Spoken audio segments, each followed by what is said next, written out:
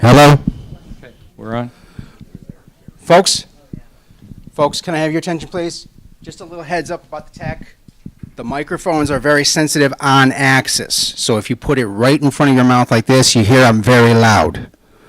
Do not hold it any closer than 6 inches away from your mouth, okay? If you use it like the Emperor's sword or pointer, Jim, at last meeting you said we can't hear you. So please, just hold it right in front of your mouth, about 6 inches away, speak normally, okay? Thank you.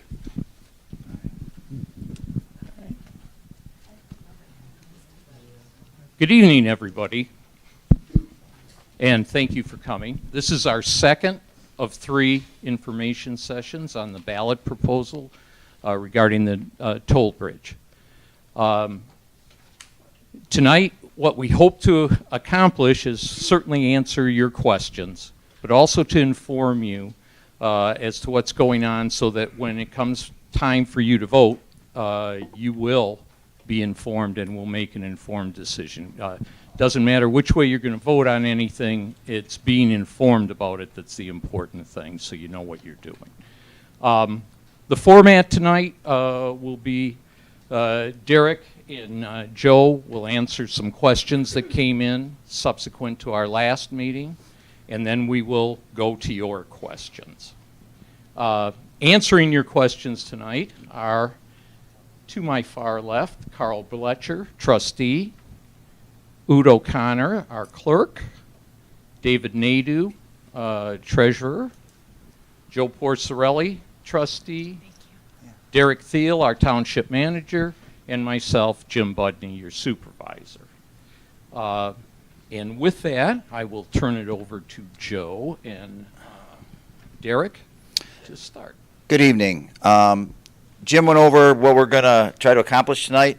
We're going to build upon the first meeting for the second meeting of 3 for these public hearings. And what we had at the last meeting is there was individuals that had some questions that we went and got some answers for. Derek and I got some opinions, a couple legal opinions, and we're going to go through that. What we want to do tonight, and make sure that you people are heard, obviously, is that we're going to try and answer those questions first. If you want to see that intro, if anybody's watching on TV right now, the intro's on the website. That was from the last meeting. We don't want to bog you down and go over the same thing that we went over before.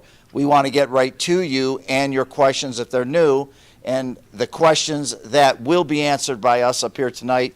Some of them are new that we researched, Derek and I, and some of them were from the audience. So that's where we're at right now.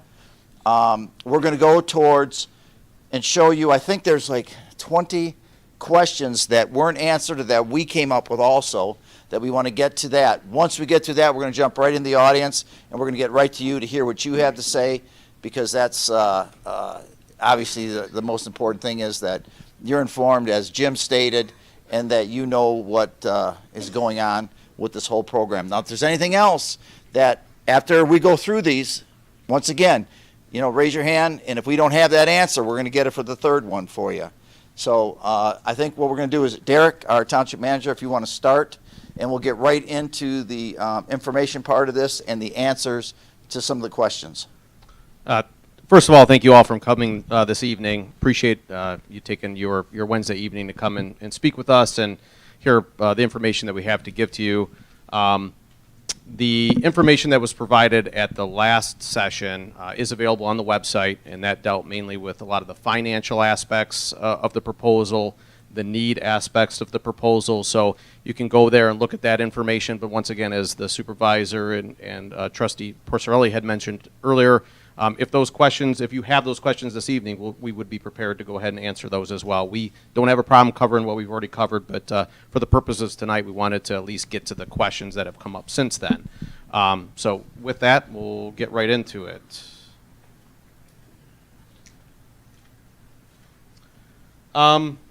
These are questions that were received either at the meeting or we've received via email after the meeting, between basically then and actually today.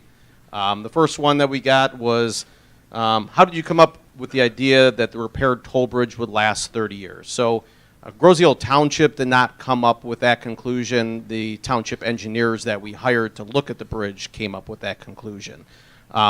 We hired them to take a look at that bridge extensively and also identify any things that needed to be worked on to increase the load limits to where we needed them to be, but also to make sure that that bridge was reliable and functioning as the way we need it to for the next 30 years.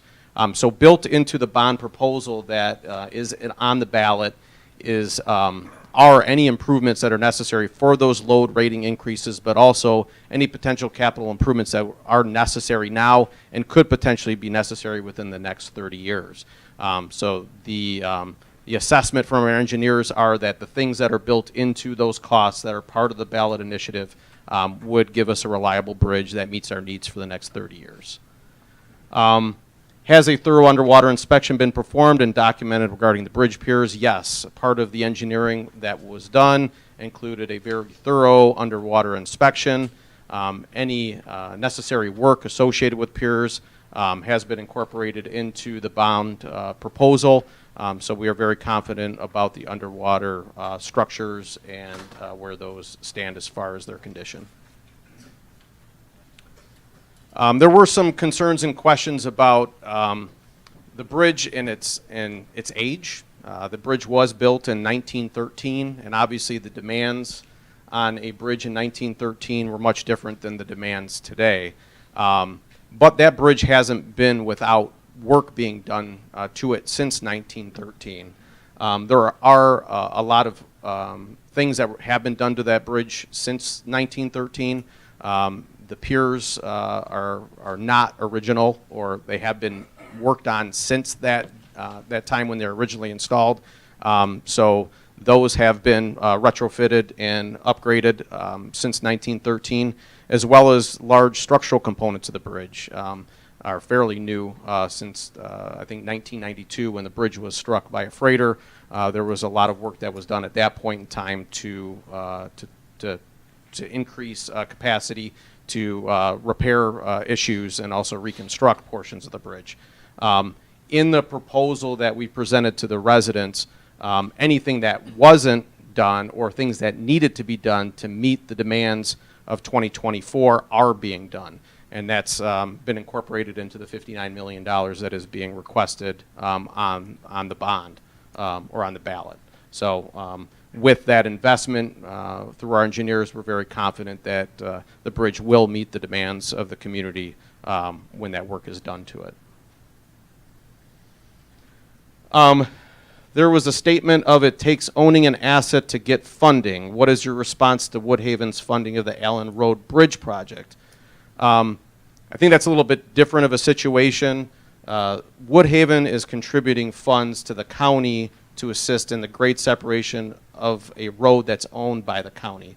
The county received funds from the state to assist in that project as well. So those are basically intergovernmental cooperative agreements that occur or have occurred. That's a different one what we're dealing with right now. Obviously, the state and the county are not investing in a private bridge. So I think those are different situations, significantly different situations, and do not relate to one another.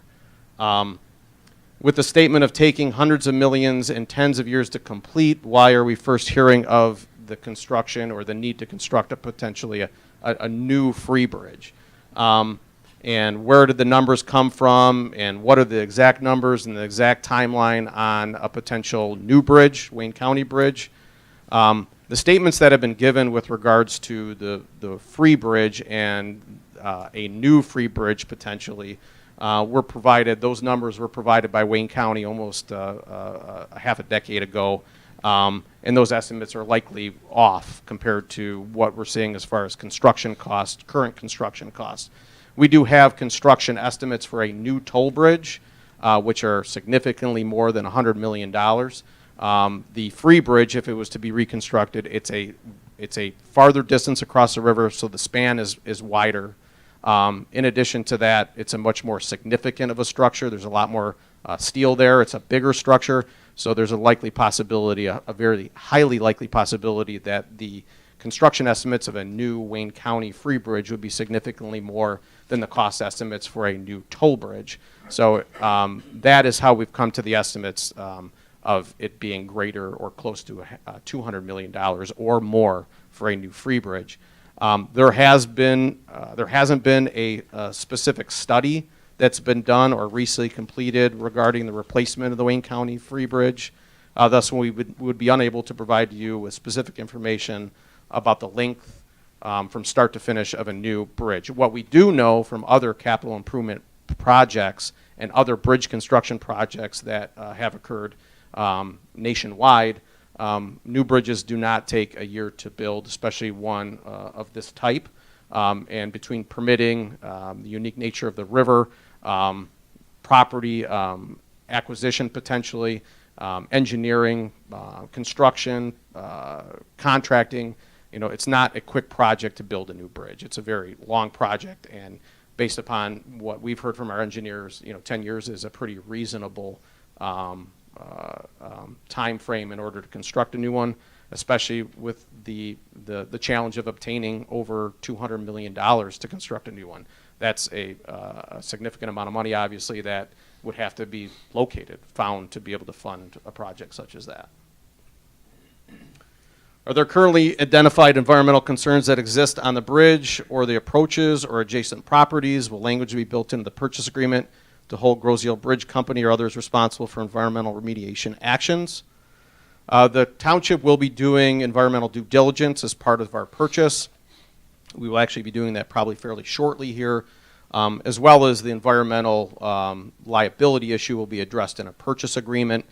Generally, and I'm not an environmental lawyer by any means, but identification of the issue that predates your purchase is critical, because then liability is limited to the new purchaser. So long as you can prove that that environmental condition existed prior to purchase, liability is limited. So the township understands that, and it's the township's intent in order to make sure that that is addressed.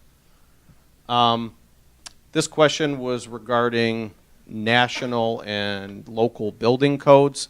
In the work that we plan on doing, our engineers have made sure to consider codes and regulations in their cost estimates. There are allocations for safety and code upgrades that are part of the proposal. So to answer this question, yes, code conditions, safety issues are part of the proposal that's being presented to the residents and have been included in the cost estimate. Specifically, what bonds have the township officials looked into applying for if the community decides to purchase the bridge? Do you know how much is out there to apply for? How much could these offset the taxpayers' burden? So I think this question, they were confused with regards to the difference between bonds and grants. I think what they're thinking about is grants. Bonds are loans that we take out. Grants would be those things that we would apply for and potentially could offset tax burden to the residents. So the township is aware of a variety of different grant opportunities, as well as funding that could be possible through the state's critical bridge funding program. But it would be irresponsible for us to surmise and guess as to what we may be eligible for, and then present that to you as something that might offset the cost, and the cost might be less as a result of those. We don't know what that would be, or whether it was guaranteed, or whether we had that allocated to us. We want to make sure that anything that we would receive would offset that, but you wouldn't be making a decision based upon the assumption or the guess that those funds might be available in a certain amount. So that's why we haven't stated, these funds are going to be available, or these funds are going to help offset in this amount, because we can't guarantee that that will happen, and we don't want you to base your decision on something that isn't guaranteed. Has an audit been conducted to determine if there is funding that could be cut elsewhere in the township spending? If so, how much could be recouped and used towards the purchase of the toll bridge? So the township, under state law, is required to perform an audit through using an independent audit company. We use Yo and Yo, our auditors, to review our books to make sure that they're accurate.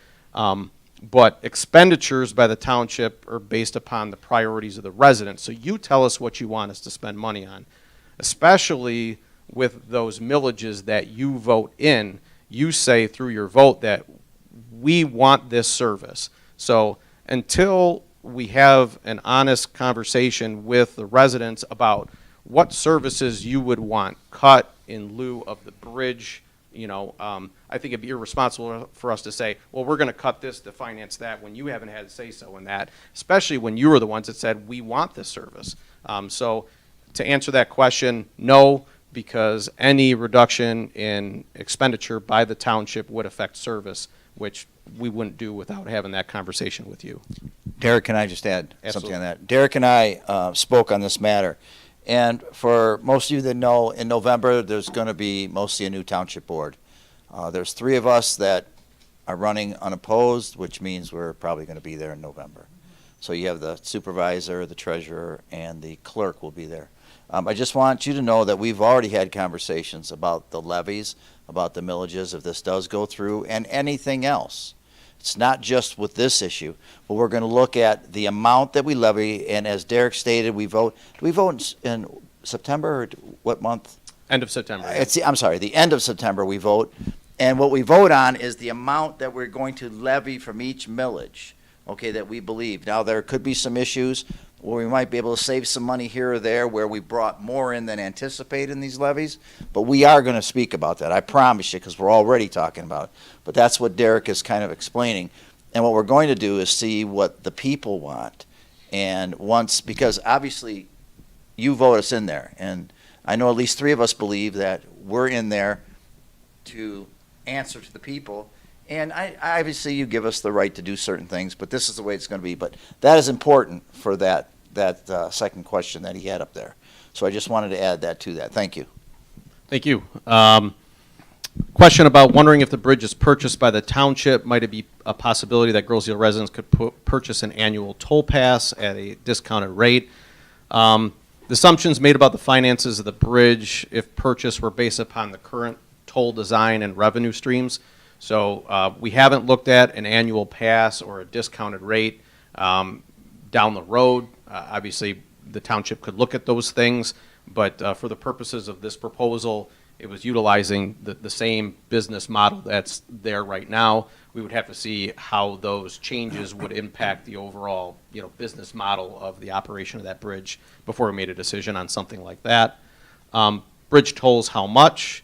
Once again, the pro forma considers revenue at levels based upon current toll rates. There were considerations for toll increases, but those were estimated based upon what the historical trends have been, or the historical increases have been at the bridge. And those have been, for the most part, below the rate of inflation over the years of operation. So that's what we estimated in our pro forma. And Can we say the amount or no? What it is right now, I think it's $350 for the bridge pass and $450 or $5 for cash. What was Yep. the increase that they anticipated? I think it was 0.25%, if I remember. You're talking about the increased percentage per year or Yeah. over a couple of years, yeah, something like that. Yep.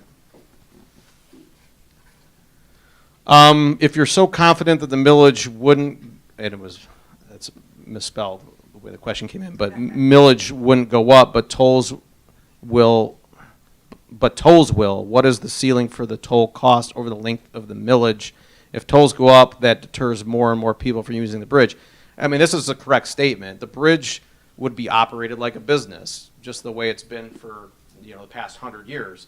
I think the township is aware when you operate it as a business, you can't just continue to increase your tolls and expect to have corresponding increases in revenue. So we would have to manage the bridge as a business, and you'd have to respond to the market when it comes to the rates that you're charging. The one thing that is different between us and a private company would be that we don't have to factor in a profit margin into that. We might have other costs, but we don't have to consider profit on top of the toll rates that we're charging. There was a question about litigation. What is the cost of the upcoming lawsuit regarding the disgruntled police officer? When will that bill come?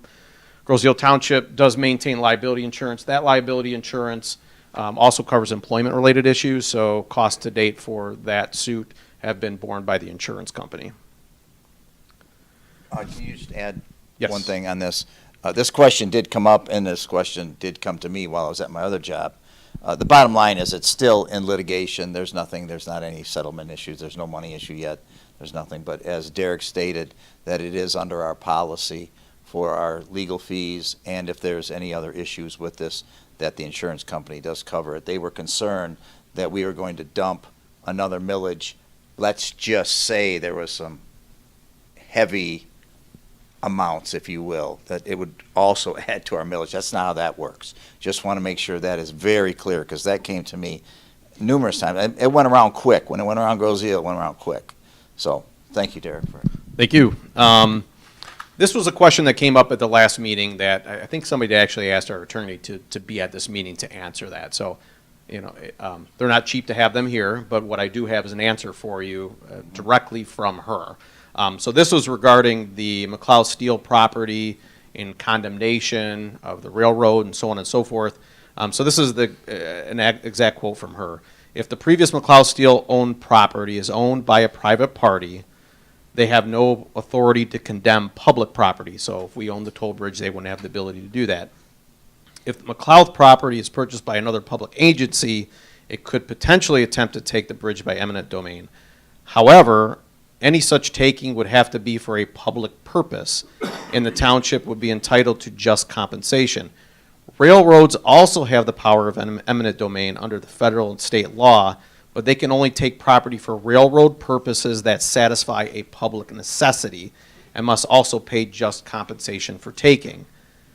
Unlike public agencies, courts are not bound by a railroad's determination of public necessity, and the railroad company must prove by a preponderance of the evidence that there is a public necessity for the taking. So basically, they can't just say this is a public necessity, we need it. They need to prove in the court of law that it is a public necessity and it serves a public purpose. It's in the interest of the public for them to have that. So that is the direct legal answer from our counsel on that topic. But the outcome of that, Derek, I'm sorry. But the outcome of that would be, it would be very, very difficult for a private organization, not impossible, but extremely difficult in her opinion. Is Right. that would be her bottom line opinion. And I think some of the concern with that, well, number one, the proposal is out there because the bridge satisfies a need, I think, in our mind, or in my mind anyways. The issue with that is it a bad investment to purchase a bridge that has a risk of a taking? Well, I think a key part of that is, just compensation is necessary to be provided if the bridge was taken. And I'm not saying there's a high probability of that, but if you're concerned about, a poor investment because of the risk of taking, at least you have that insurance that under the law, we are required to receive just compensation for an asset that's taken. So, it was stated at an informational meeting that was held in August at Wayne County, it was obligated to maintain the county bridge. Are they obligated to build a new county bridge if the current one is somehow damaged beyond repair? Will owning the toll bridge eliminate any obligation to build a new bridge in this scenario? Look, I think we all understand that public infrastructure, it eventually has an end of life, right? You can't always just repair everything forever. And, that needs to be considered with the county bridge as well. But under the law, the county has an obligation to maintain the existing bridge. And if the condition necessitates replacement rather than maintenance, then it's the assumption that because they have the obligation to maintain under the law, they would have the obligation to replace if repair is no longer an option. Groseal Township owning the toll bridge does not eliminate the need for two bridges to the island. Groseal Township has been, since the 20s, serviced by two separate bridges because it's known that it's required to have two bridges to satisfy the needs of the residents. Owning the toll bridge would allow the township to react better to the needs of the residents when the other access point is unavailable. But reducing access to the island to one structure would mean ignoring over 100 years of demonstrated community need. The township is not aware of any provision that owning the toll bridge would remove the county from continuing to fulfill their obligation. So we're not aware of any stipulations or legislation or law that would say that because this is available now you don't have to provide. And once again, this has been the case for 100 years. I don't think that there's a whole lot of question about whether or not two bridges are necessary within this community. No, there's a lot of people that don't think that. If the anticipated revenues generated from the operation of the toll bridge were not available to pay debt, service on the bonds, the estimated millage would be levied in 2015 would be so on and so forth. I think this question was getting to, okay, so when does the township determine what the millage levy would be? And I think Trustee Porcerelli had mentioned earlier, the township decides its levies within the confines of the millages every September. So we have to put together a form which is called the L4029, in which we state what the winter roll, what the levy will be. So we would look at that annually in September to determine that millage levy. But it would take a drastic change in revenue at the toll bridge to depart from what we feel to be is that 1.67 mils, to the point that we put it into the language in the millage request. So that is when that determination is made, and the process for which that determination occurs, which is in September. And then how is the millage paid? Once or twice a year? It's paid once a year on your winter tax bill, where most of your township millages are levied. Your summer tax bill is more your county and school stuff. Can we loosen up the NDA to provide additional information regarding the specific finances of the bridge company or detailed assumptions made in our pro forma? The township did have a meeting about a week ago or so with the bridge company's representatives, and we did bring up this question with them. Citing the sensitive nature of the sale, they did deny the request to expand on the NDA. So we did make that attempt, but I think that we had addressed significantly and thoroughly at the last public meeting about the purpose behind the NDA and the reasoning behind it. And I think that was their concern, all the concerns that were voiced at the last meeting. Will Bridge Road from the toll booth west of Jefferson be improved to a 2-lane road to facilitate better egress from Groseal? And will it be included in the toll bridge bond proposal? So we did not include that cost or potential cost in the bond proposal. We will be looking, if it is purchased, for any areas that might need improvement outside of the bridge footprint to facilitate entrance and exit to the island.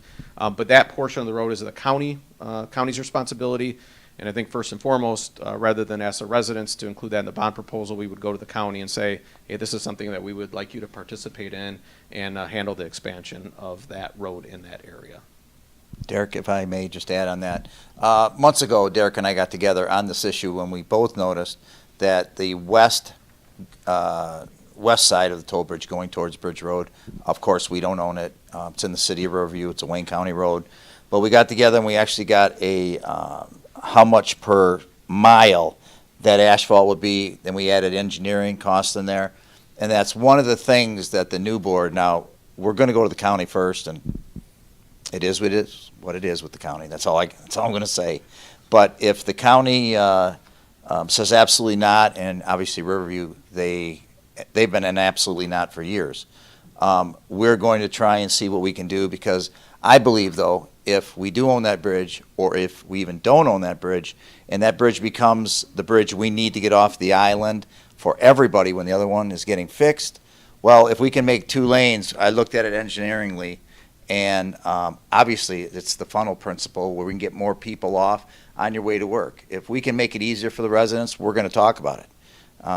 Like I said, we came up with a total, it's approximate total, but we're going to see if the others don't handle it or help us out with it, then this new board's going to try and find a way to do it, because I think getting you people to work on time and easing some stress in your life, because you've been hammered with it from all different issues, and it comes with a cost of living out here. But if we still can do it, we're going to do it. And that's one thing that we did talk about. It was 6 months ago that Derek and I put these numbers together. So go ahead. Thank you. Thank you. There was a comment, I think, at the last meeting, or maybe a couple of comments, about this not being our problem to solve. The feds, the state, the county need to step up and solve it for us.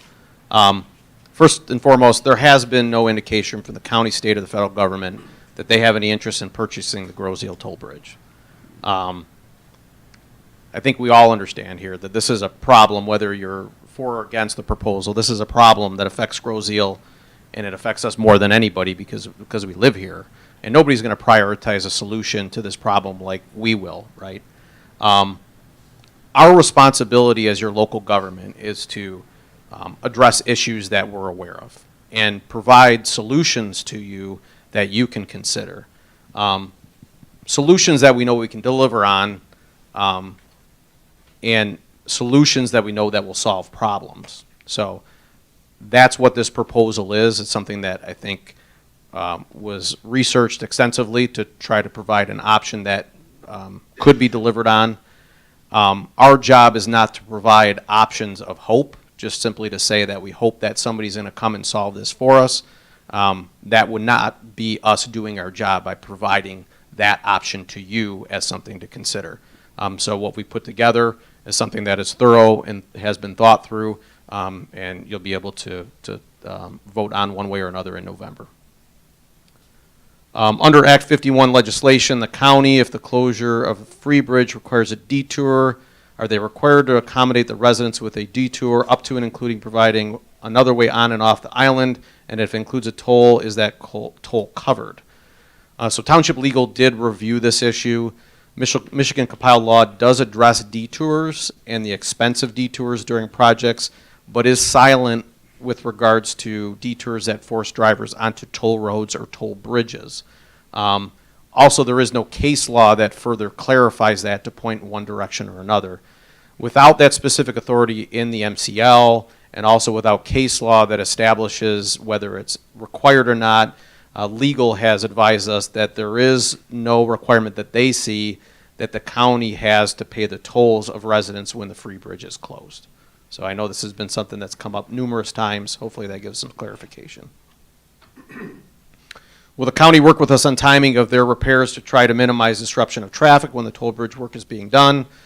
Wayne County has confirmed that they will work with us on scheduling repairs and work within reason. So if there is a repair or work that has to be done to the free bridge, they've said that they obviously will not compromise safety. If it needs to be done, they will make it a priority to do it over coordinating, I guess, with us and compromising safety, right? But where there is the opportunity to be able to coordinate with us to try to work things out, they will, and they've assured us that they will accommodate our request with regards to that. Was the option to purchase the toll bridge using tolls only considered? That option was considered, but was not found to be viable for two reasons, or at least two reasons were considered as to why we didn't move forward with that option. Under this option, funding would have been available to address load rating issues that are thus giving us a bridge that doesn't meet all the township's residents' needs. And then second, financing and purchase a bridge under this format was unlikely to be viable. Revenue bonds would be the financing source if tolls were used to finance bonds. And according to our bond counsel, the market would be very limited with regards to selling bonds using a revenue bond format. So this question, I don't feel I should give an answer to because you have board members that are here with you. I think Trustee Porcerelli was asked this question: is the township board in agreement with this proposal? I think I will say one thing in that I think for those of you that follow local government and local politics, I don't think this board has always agreed on everything, right? But they can speak to how they feel about their support or of putting this on the ballot. So, Can I just add to that? please do. This came up, this was big. This came up on Facebook, and you know, once something goes on Facebook, it flies. So the question is, we all know that we have not had the same opinion on some issues on this board, and I agree with this, and Madam Clerk and the gentleman there obviously can agree with this, and that's how a lot of things operate. That's the way it goes. But I will say this, and please, I would like to hear from the others if they disagree at all, that on this, we had to look at a viable issue, not just an issue. There's many options here, and some of them are terrible. But the viable issues for the best interest of Grosse Ile, for us to have two bridges, and I know I explained this before, and this is not a scare tactic because I don't believe in scare tactics. I just tell the truth. Derek and I were the two that wrote the emergency operations plan for Grosse Ile if both bridges went down, happened to go down at once. Ms. Tenova here is from the school board. She is the president of the school board. She can verify this. I wrote the emergency operations plan for the entire school district. Okay, so I know that area. That's what I do.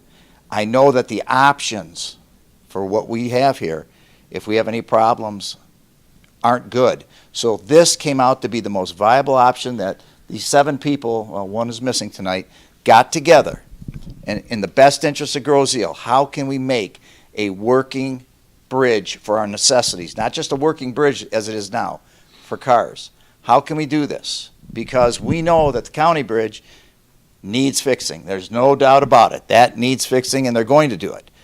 And I think that it was very important that this board of 7 got together, and we were all in agreement. And if not, please speak up, anybody, that this is what we came up with the best possible way to make it safe, to make it efficient, and to have us have 2 working bridges, but at least 1. And what was very important, 2 slides earlier, Derek stated that when the county, from Mr. Evans's office, also stated they will work with us. In other words, they're not going to just bail out on us. They can't bail out because he explained how Act 51 means the entity has to take care of their road. So that was big to people because they were frightened. They were frightened that once we started, possibly after you people voted in, let's say, and we started the procedure to get the bridge upgraded, that they would bail out. They can't bail out because of Act 51. They can't bail out. It's their road. They own it. It's a road. It's not just a bridge. It's a roadway. So there's certain things that they can and can't do, but that was very important to hear that at least they will work with us. And on the other issue, there's also another act, it's 283 MCLA, and it also counts that. It's just a bunch of numbers. But that's what we had our township attorney look into. So those 2 things I thought were very important, and it made me feel a lot better that us 7 together did this. We did it within the interest of Grosse Ile, and this is what we came up with, the numbers, the millage, and for you to vote on it, not for just us to vote on it. So, go ahead. Thank you. With that, I believe that's the last slide. The questions and answers that were presented tonight, we'll put those on the website as well. After the meeting, we'll put it on there tomorrow, so if you want to go back and refer to those, you'll have the ability to do that. Or if you weren't able to attend the meeting tonight, those will be available for anybody that wants to look at them. So with that, that's all that I have. Thanks, Derek. This meeting is on TV right now, and it will be shown starting tomorrow. It'll be on our GI TV until our next meeting, October 9th. So if you miss it, you want to go back on something, it will be on GI TV as well as our streaming line. So with that, we'll open it up to the questions that you have. Carl, if you would, Carl's going to man the. Oh, you want to do that? Okay. Use that. Use that. Yeah, here, one. you can have a That's supposed to be Thank you, better sir. for the No, people. thank you. Please, if when you're speaking, speak into the mic like Mike had talked about. Don't put it right in your mouth. Hold it away a little bit, but speak into the mic. Wait for the mic to ask your question or to talk, because if you don't, people are going to see you on video or on TV tonight, and they won't hear a word. So with that, who has the first question? Mickey?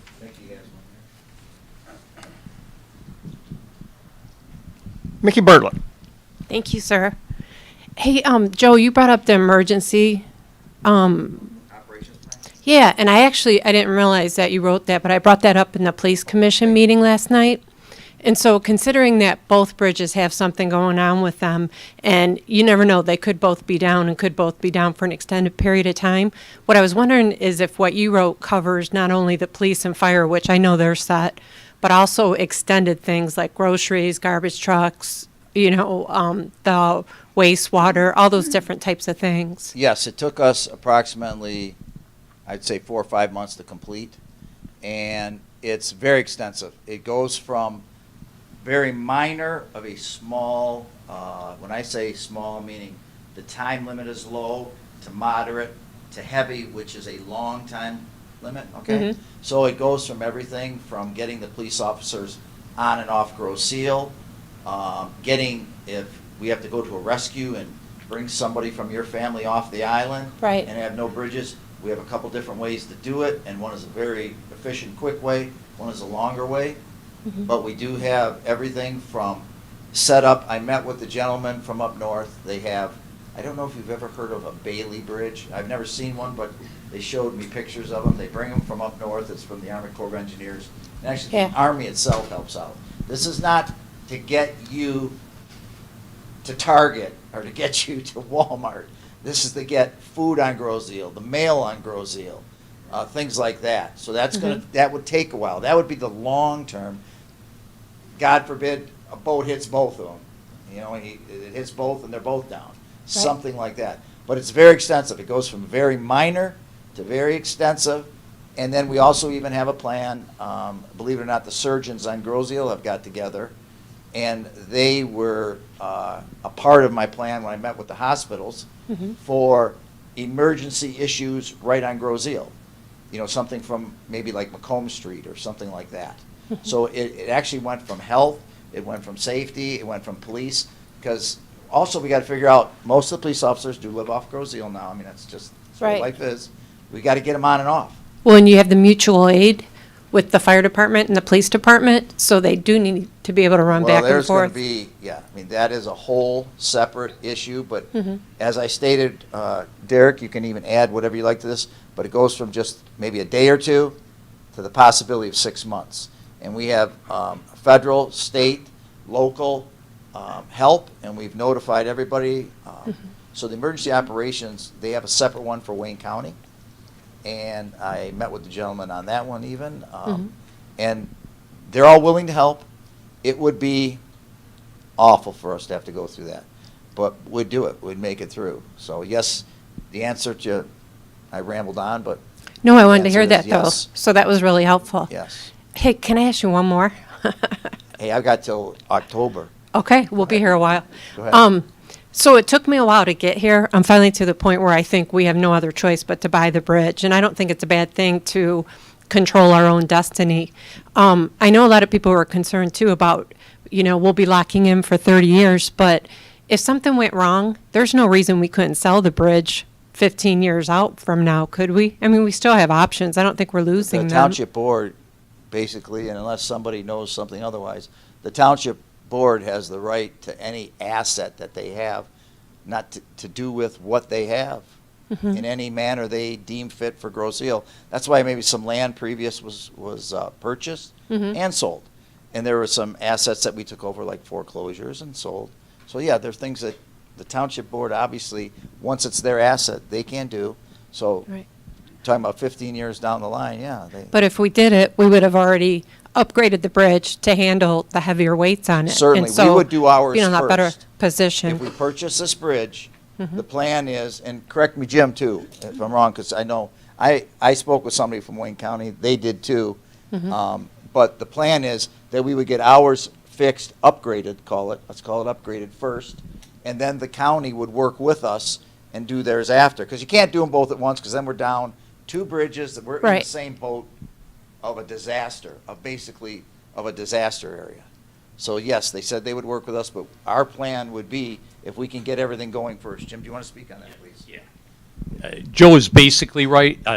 Timing and planning is everything. You know, when you get these projects going and you get people in place, or like the county gets their money, they have to spend it. So the window isn't open forever on that. But Right. the thought is that they would do that. Did you already say when you would be doing the maintenance or upgrade on the Pay Bridge? Say that again. Did you already say when you would be doing the maintenance on the Pay Bridge? Well, When it would be down? They have on the Pay Bridge. Yeah, no, we have to, again, You're working through we it? have to do one step at a time. Okay, There's no use doing, because planning is not cheap. Looking into it, I mean, we spend a good amount of money just looking in to get to this point today. right, Do we want to offer, the idea of buying this or not? okay. So you don't want to go full steam ahead for projects and not own the bridge. No, that makes sense. I So, just couldn't yeah, remember we if just you have had to said take anything. things in order. Okay. Okay, then I should probably share the mic now. Thank you, Meg. Thank you, Mickey. Mark? Mark Mills? Thank you, sir. Thank you. I'm sorry I walked in a few minutes late, so if you guys already covered this, I apologize. the cost going into the bridge, the $59 million millage we're proposing. I'm not sure if anybody's familiar with the City of Taylor. They had a $100 million bond for their school district. They got it. They tore down one of the schools, and then realized that $100 million wasn't going to cost or cover the entire cost or scope of that project, had to scrap the project. The $59 million that you're projecting, I'm assuming that's based on partially today's current pricing, but was inflation factored into that overall cost to what it could be? Yes, it was. They reviewed inflationary assumptions. I mean, to answer your question earlier, we don't have a specific date when the construction would happen. As the supervisor mentioned, it's a process, but we know in talking with the engineers that we would probably be about 30 months out before that work would complete from the date we started that process.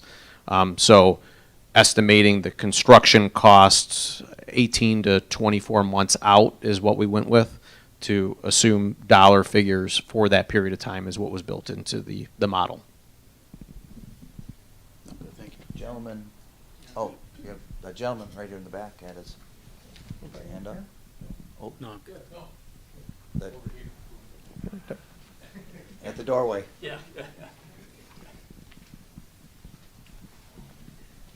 Good evening. Thank you. Brad Wolf. Did I hear you say it was going to be 30 months to complete the upgrades to the toll bridge?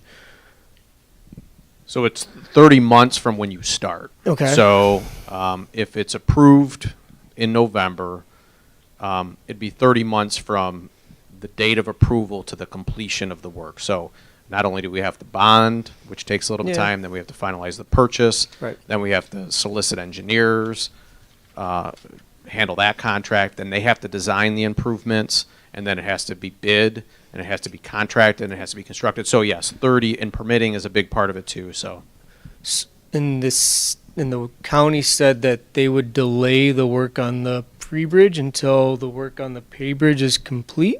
I think the county, go ahead. No, I was just gonna, they said they would work with us, so we have to know what we're doing first to talk to them to see what they'll delay, what they can go ahead on based on their timetable. Sure. So it could be, that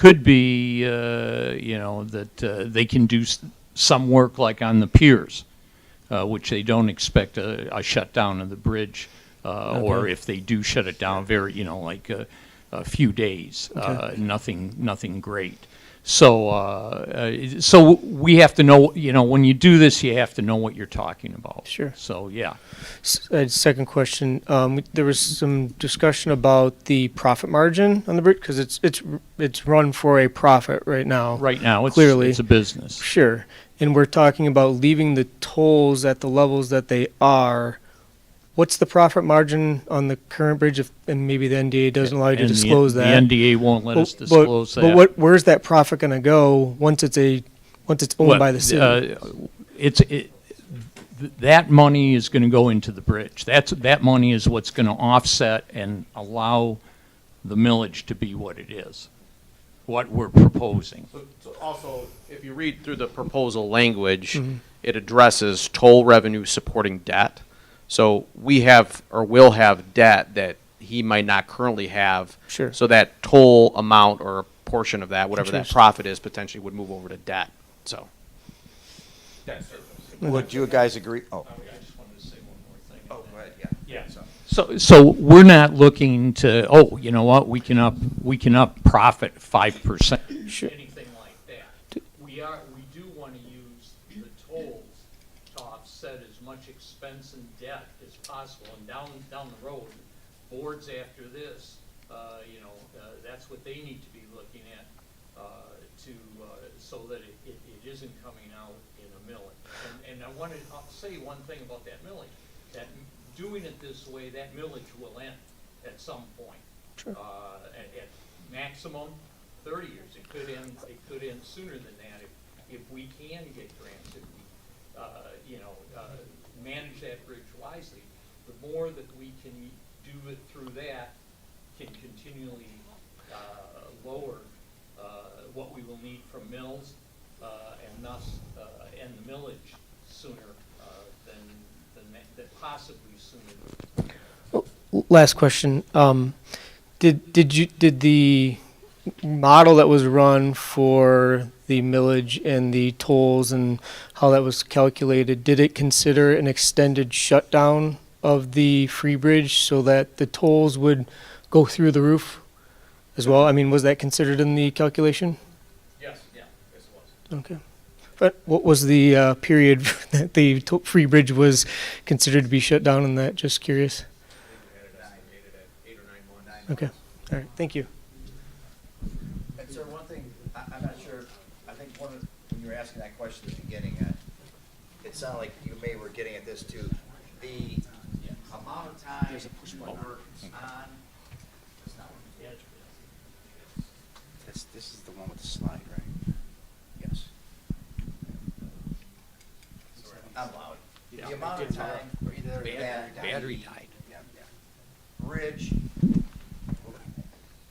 Sorry, people. Joe Porcelli. Yeah, thanks. One more time. Okay. To do the work on the toll bridge, the actual physical work, the engineer stated approximately 8 or 9 months. So the 30 months, again, what he was stating is we have paperwork, we have things to do, but an actual physically doing the work, about 8, 9 months, they said. Mostly, yeah, mostly because of the decking work. Okay? So, go, sir. Thank you, sir. Gentlemen, he has his hand up back there.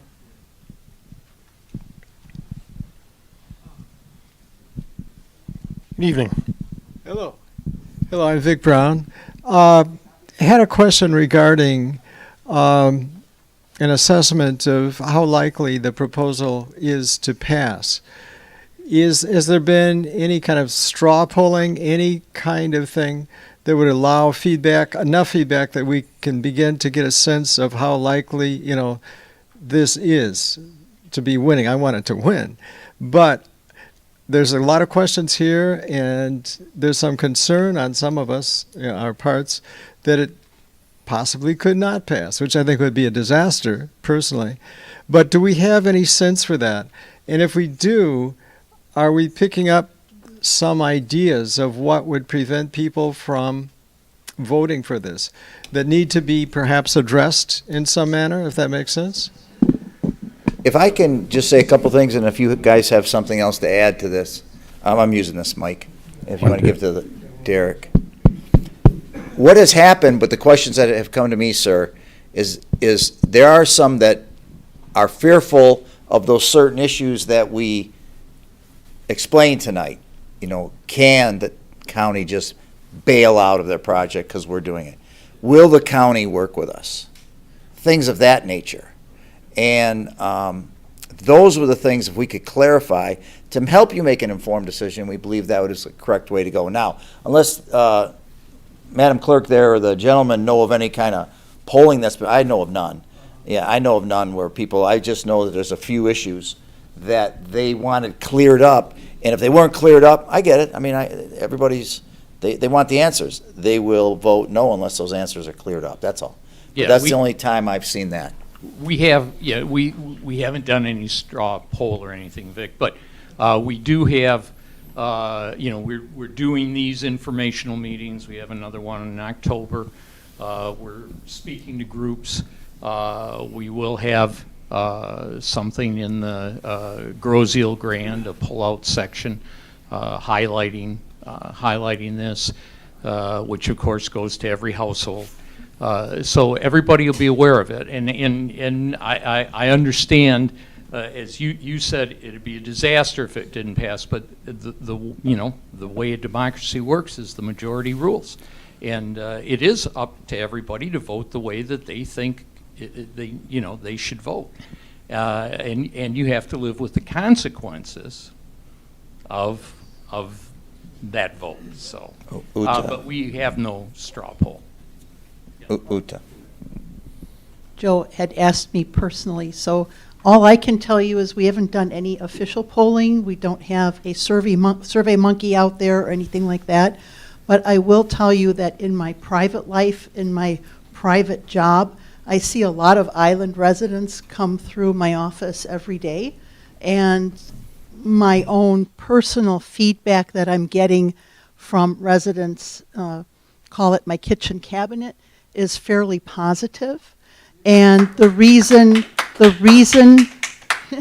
that's very kind. I think the reason is because of meetings like this, because of the fact document that's available to the residents.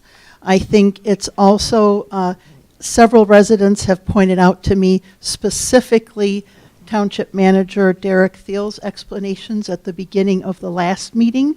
And I would presume that that would be the same with this meeting. So the more positive information, accurate, I guess I should say, accurate information we can get to the public. Also through you, you're going to hopefully be emissaries on some level. If you leave here today with a changed mind or a positive outlook toward this, I would say it would certainly be helpful for you to talk to your friends and your relatives.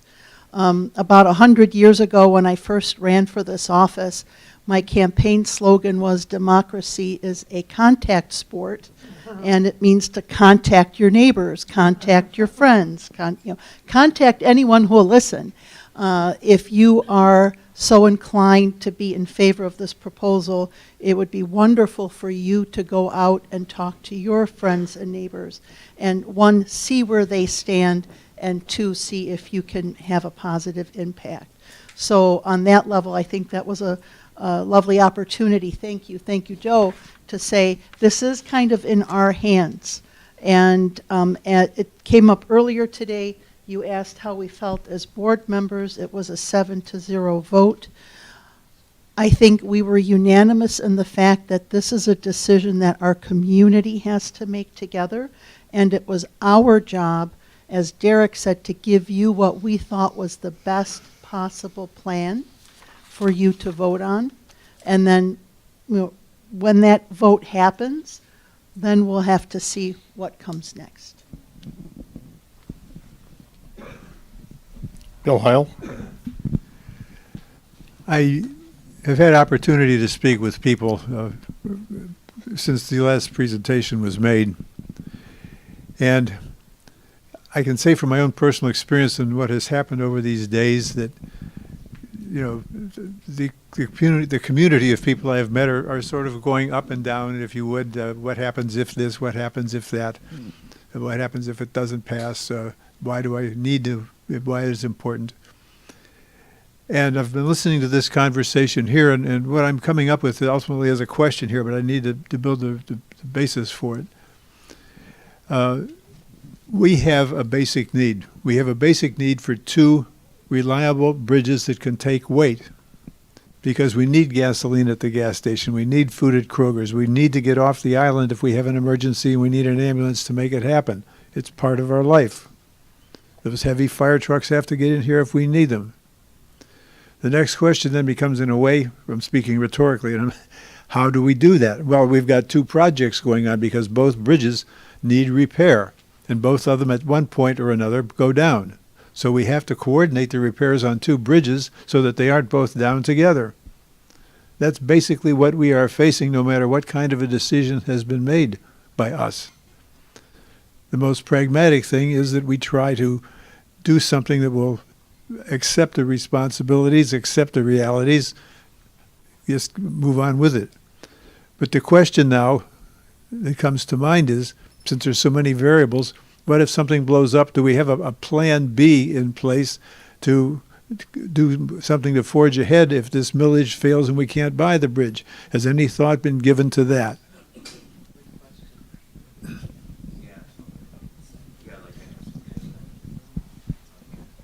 Once again, I keep blaming Derek meeting with me, keep bothering me on these things. We met when an individual asked us last time, they said, well, where's the B? We have the A option, where's the B? So the B option, what we did is we spoke to individuals who I call as our experts, because I'm certainly not, if we were just to buy the bridge and not upgrade it. Well, there's a cost of borrowing money, and that skyrockets when it's not voted in by the people. That plan B wasn't a very good plan that the board looked at, because the amount of money that it would cost us just to purchase the bridge and the cost of borrowing money changes, when it's backed by the people, the interest rate is much lower. So whatever amount of money you use to purchase it, it's going to go up, up, and up. And is it a viable option, Bill? It might be a Plan B option, but it's not viable because that bridge to us, and please, gentlemen and Derek, is not really useful to us unless I can get gasoline over it, unless I can get the Kroger truck over it, unless I can get, believe it or not, the mail truck. Garbage trucks, they're always overloaded. Things like our sludge hauling from, now I get it, everybody wants to flush their toilets, and we think nothing of it. But if we can't get the stuff from the sewer treatment plant off Groseal, and we have to barge it out, it's going to cost an incredible amount of money. So there was a Plan B. We looked into a Plan B, but it is absolutely not viable. That's why we came up with the best plan, let the people vote on it. Now, I don't believe, this is my personal opinion, I just don't believe that we should own a bridge and just put cars over it because we have such trouble with the other bridge. If we had a brand new bridge this way, if we had a brand new bridge that way, let's just say, we wouldn't be in this fix. But you just said it, we're in a fix, we need two bridges. Because we have two bridges not in the best condition, you might say, and we have one that's only rated really for vehicles. So if that's our Plan B, and it's an awful plan, we decided to go with the best, and all 7 of us agreed upon it. We voted on it. Uta, I believe you said it was a 7-0 vote on this, and that's the reason. So, I mean, if we could have a B, C, and D, you're right, we could have, and should we have? I just don't believe so if B, C, and D will hurt you and not help you. And I just can't see going, personal opinion, I'm not speaking for the rest of the board, buying a bridge and we don't update it because, obviously it's funding because let's just say the millage goes down and you're saying Plan B possibly could have been to purchase the bridge and then just leave it as a car bridge or a passenger bridge. That just doesn't help Groseal or the township itself. Now we're just getting into the bridge business. Does that make, you're looking at me like, like I'm from outer space here a minute. Are you good on that answer? No? I'm ill at ease with it, Joe. Okay. What I'm saying, the reason I'm ill at ease is if when I said it would all blow up, if by chance something blew up, do we have a Plan B? You're basically saying that there isn't a Plan B that's any good. But we still have a problem to deal with if that's the case. Well, when you said blow up, I thought you meant like the purchase of the bridge goes down. That's what I thought you were saying. Well, that's perfect. If the purchase of Yeah. the bridge goes down, where do we go from there? What alternatives do we have? And I wasn't thinking, in all honesty, about that other Well, the proposal new you were board's going talking to take about. that on, and we're going to start fresh then, and we're going to go from Okay. there. Yeah, Now I understand. yeah, that's where. Okay. I understand exactly. I'm running for township trustee. So that's Yeah. Thank you. Young lady. Oh, Ron in the front. Ron Janowski? My name is Ron. I live on Groseal. Bill, you'll probably remember this. About 10, 12 years ago, I asked the township what our Plan B was in the event that something like this happens. And at one point, I got poked in the chest by a township official, said it was none of my business. And I haven't forgot that, and I've documented that.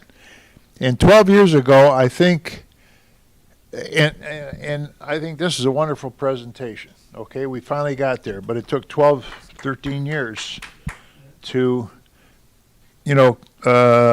say, hey, yeah, we do have a problem. Getting back to, what'd you call that, straw pulling? Yeah. Okay. I still got people from 12 years ago coming up to me and asking me what I know about all this. Okay, and I could probably name 30 people that I've talked to that don't even know that we're considering doing what we're considering doing. They haven't got a clue. So I don't know whether I could guess where their head is, and then we got 50 people here? Out of 10,000, what do we got? 1,500 kids or 2,000 kids? We got 8,000 people out there that I'm going to say, by all the polling and everything else of everything that's going on, they haven't got a clue what this could all be about if something bad was to happen. Haven't got a clue, but yet they're going to, they're going to have a chance to vote on this, and that kind of bothers me. It scares me that uninformed voters, and I gotta say that my first meeting here, I kind of come in and I really wasn't for it, okay, but I wanted to hear some of the information and what the ramification was of what it's going to cost the taxpayers, but more importantly, what it's going to cost us if we don't do something. And 12 years ago, I was adamant about it, and every meeting I went to, I got threatened to get arrested, and, and Joe, you could probably attest to that, because I wanted to, discuss my point, and it's crazy. I'm trying to not say that people are stupid, but people are stupid. Living on an island, and if both bridges go down, we're done. I don't care about a Bailey Bridge. I asked that. Somebody told me about a Bailey Bridge a long time ago. Well, we can get a Bailey Bridge. Well, what can that Bailey Bridge do? It ain't going to haul the garbage off of here. It ain't going to bring the gasoline in here. It ain't going to bring the, food over here, and blah, blah, blah, blah, blah. Okay?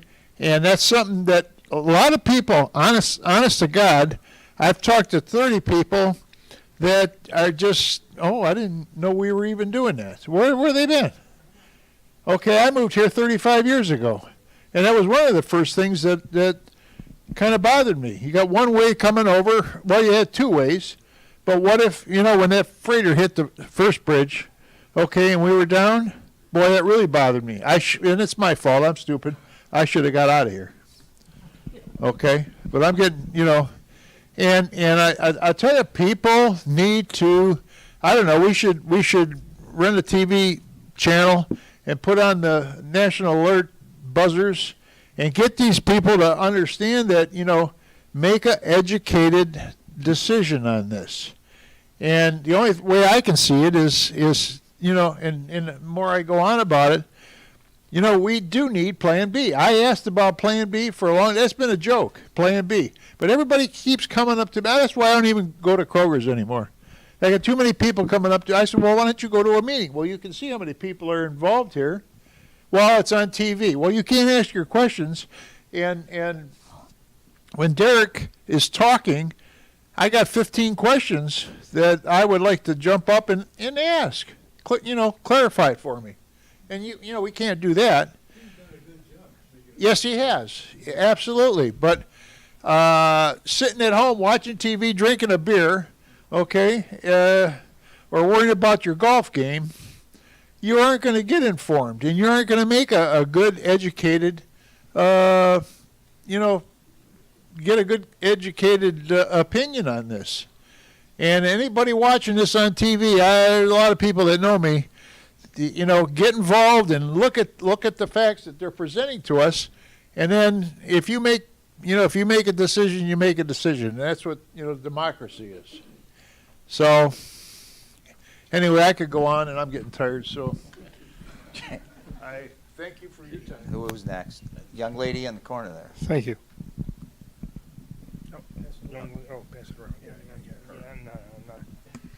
Hi, my name is Karen Melner. I thought I'd heard earlier that you had mentioned something about environmental. Has that due diligence been started, or where does that fall into the process? So there's a cost with all these things, obviously, and we don't want to incur too much cost without this issue being passed by the residents. So due diligence will be started here shortly. And those results will be incorporated into any purchase agreement that occurs. Okay. So it has not started yet, but will be happening shortly. So. Okay, so is there a chance that the due diligence on the environmental, if it comes back catastrophic with McLeod and DTE over there, is there an out for that? Well, it will be considered in the purchase agreement one way or another. So. Once again, as I mentioned earlier, I think the key there is to identify what might exist or what was there prior to purchase. So we don't anticipate any issues associated with that, but there will be consideration for it given in the final purchase agreement and the final purchase, yes. Okay, thank you. Thank you. Hi, my name's Robin Brown. At another meeting this week, I started a sign-up sheet for people interested in forming a committee to promote the township purchasing the toll bridge. I think we need to go door to door. I think we need postcards. I think we need to set up in public spaces that we can and talk to people. This is so remarkably critical. I do not want to spearhead this. I want to be involved. I'm looking for people to spearhead this. I will help in any way possible. I'm looking for names, emails, numbers. It's critical. The other things I think we really need, I'm just going to make a comment, so because time's limited, how will this affect our property values if we don't have two working functional bridges? And is this our one shot with the current owners? This is it. Are they going to if it's voted down, are they going to offer it to us again? Do you know? Okay, I'm just going to answer the first part of it. Robin, we cannot, as board members, elected officials, advocate one way or the other. You go, girl. You get that list going. You start, get people motivated. All of you feel free to do that. The trickier question, I'm going to pass over to Supervisor Button. Hi, Robin. The owners of the bridge want to sell the bridge. If we don't buy it, they're gonna sell it to somebody else. And we are the ones that need the upgrade. A businessman does not. It's just a fact, what it's going to cost to upgrade that bridge. No businessman is going to do that because he doesn't need to. He can keep it as a car, small, light truck bridge. So yeah, it's very critical. But that is what's going to happen. It'll be sold to someone else, and it'll be a third party, private party. And do with it what they want. Correct. Just like it is now.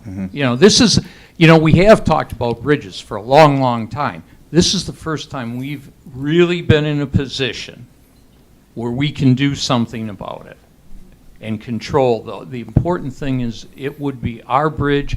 We bring it up to the standard that we need. We know it's going to stay at that standard if we have it. If somebody else has it, we don't have any control. Can I just make one comment that what you were talking about in the beginning, that you wanted to spearhead this group to? I don't want to spearhead it. Are I you want to be sure? involved. I want someone else to spearhead it. Okay, Vic. Okay, because I was going to say, if you really want something done, feel free to give your email out right now. But I get it. So how do people contact you if they have questions, or you don't want them contacting My you? number is in the Grosse phone book. My email is rjtbrown78@gmail.com. I'm looking for someone to spearhead this. I don't have all the computer skills. Right. We're not even on Facebook. I will help. I'll go door to door. I'll do zillions of postcards. I just thought it'd be important, since you brought it up, that you might want to give out how to contact you. And maybe you'll find somebody out there that would be willing to help you and do this. And again, Robin, I don't know if you were bring here her at on. the beginning, but besides these meetings, we will have, we had an article in the Grosse Grand. We will have another article in Grosse Grand. We will have a pull-out section in the Grosse Grand. We have a video that will be running on GITV that we put together on this, and certainly we'll be saying and talking about it at our meetings. So that's how we can promote it. But again, you have to have the people to listen, and that is always the difficult part. All right. This gentleman had a hand up. Good evening, Andrew Lulek. I just had a question on how the toll, how's it going to look on the actual millage itself on the bond? When we lose my thoughts. Will both options, toll and no toll, be on the ballot? The 1.67 and the 3.1. Will that both, like, the option to vote for either, or No, only one? no. It's in case they didn't like, say, 3.1, it's too high. Yeah, like, well, I'm just gonna no. not vote. It shows on the proposal what it would be without. but you're voting on the proposal of, with the millage. So it will be the 1.67? Yes. Yes, that's what you're voting on. It does show the higher, I'm sorry, Yeah, Jim. no, as to that millage, we have taken into consideration, as we've been doing the roads and the sewers and this, your millage rate, although this will be a new millage, your millage rate will still be less than what it was in 2023. So you're not going to have an increase in your taxes overall. It'll basically just be yes or no to vote for. It'll be yes or no. Correct. Okay. That's correct. Will that also affect the tankers and ships going in and out through with having owning the toll bridge, and or would that affect the amount of tankers that would go through versus a third party owning it? No, Or no, they still have option that's to go all. through as That's often as they want all. to? That's all regulated by the federal government, Corps engineer, and they make the as far as boats going through there. So it could still be like they do a that. lot per day? The owner of the bridge has no control over that. The Coast Guard controls all of that, and vessel traffic takes precedent over vehicular, believe it or not. It's the way life is. Welcome to the island. I am Christelle Bailey. Have you considered requesting federal deauthorization of that channel? Because the only reason the freighters go through there is because it's a federally authorized channel, which is dependent upon the economy. Without Detroit Edison, DTE, needing coal, et cetera, does that need to be a federally authorized channel? Seems to me it doesn't. And that would make a difference in what kind of, yes, boating has, preemptive rights in the water, but not all boats can go in a channel that isn't maintained to federal depths. So, if you notice right now, actually most of the traffic in there is recreational boats. With some, I know we have our barges and everything that go through. Our people that work on docks need the bridge to be open to get their things through. The answer to your question is yes, we're looking into that. Good. You should. I've made contact with the federal government, and well, we're looking in to see if we can talk to them about it.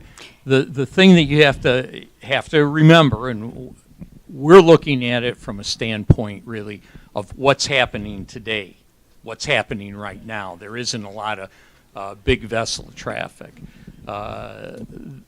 They are probably not going to look at it that way. They're going to look, can it be?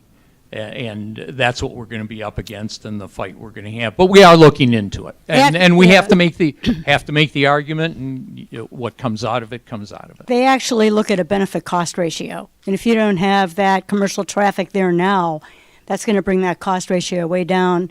And then they typically can't authorize the dollars for it. And I realize that's what we have now, but we also don't know what's happening down the road with And the we don't. property that was so if we're looking to the future, let's really look and do the best for ourselves all at the same time. And that's why we're trying to turn over every stone. This board has worked really hard. The township managers worked really hard on this to try and make this the best for the community. And I would also like to know what are the permitting agencies that we'll have to work with for the upgrade of the toll bridge? Army Corps of Engineers, Michigan DNR, U.S. Coast Guard. Coast Guard. Yep. Those are probably the primary ones. Okay. So. Thank you. Yep. Thanks, Chris. Gentleman up here. Oh, I'm sorry. Yeah. Do you mind, Mickey? You've already. Here, you want to? Greg, you had a question. Greg Karmazin? Oh, sorry. Hi. Yeah. Okay, Greg Karmazin. First of all, in terms of public opinion, I've been talking to a lot of people about this for months, and I would say that I've noticed a shift. I think that more people are moving in favor of this. I personally favor it very strongly, but I still do hear some skepticism. There's still skepticism about the tax increase. There's also skepticism about some of what might have been described as a Plan B. And following up on Bill Heil's comments, when you're talking about a Plan B, Trustee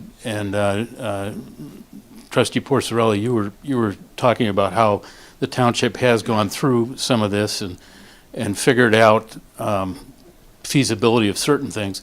But if you look at it from the aspects of all the activities that heavy trucks play on the island, the sludge hauling you mentioned, the school buses, the DTE trucks, the fire trucks, mutual aid, the Kroger trucks, the gas trucks, all of these different types of trucks. It's my understanding that actually some of these types of trucks, there really isn't a feasible alternative in terms of, for example, DTE electrical trucks. They can't pre-position a truck on gross eel. So to the extent that if they were precluded from coming over, the idea of having some type of barge or helicopter, I don't know how a Bailey Bridge set up. I mean, for practical purposes, that's probably not even feasible, let alone, cost effective. But I think it would be helpful, because I do hear some skepticism on this issue.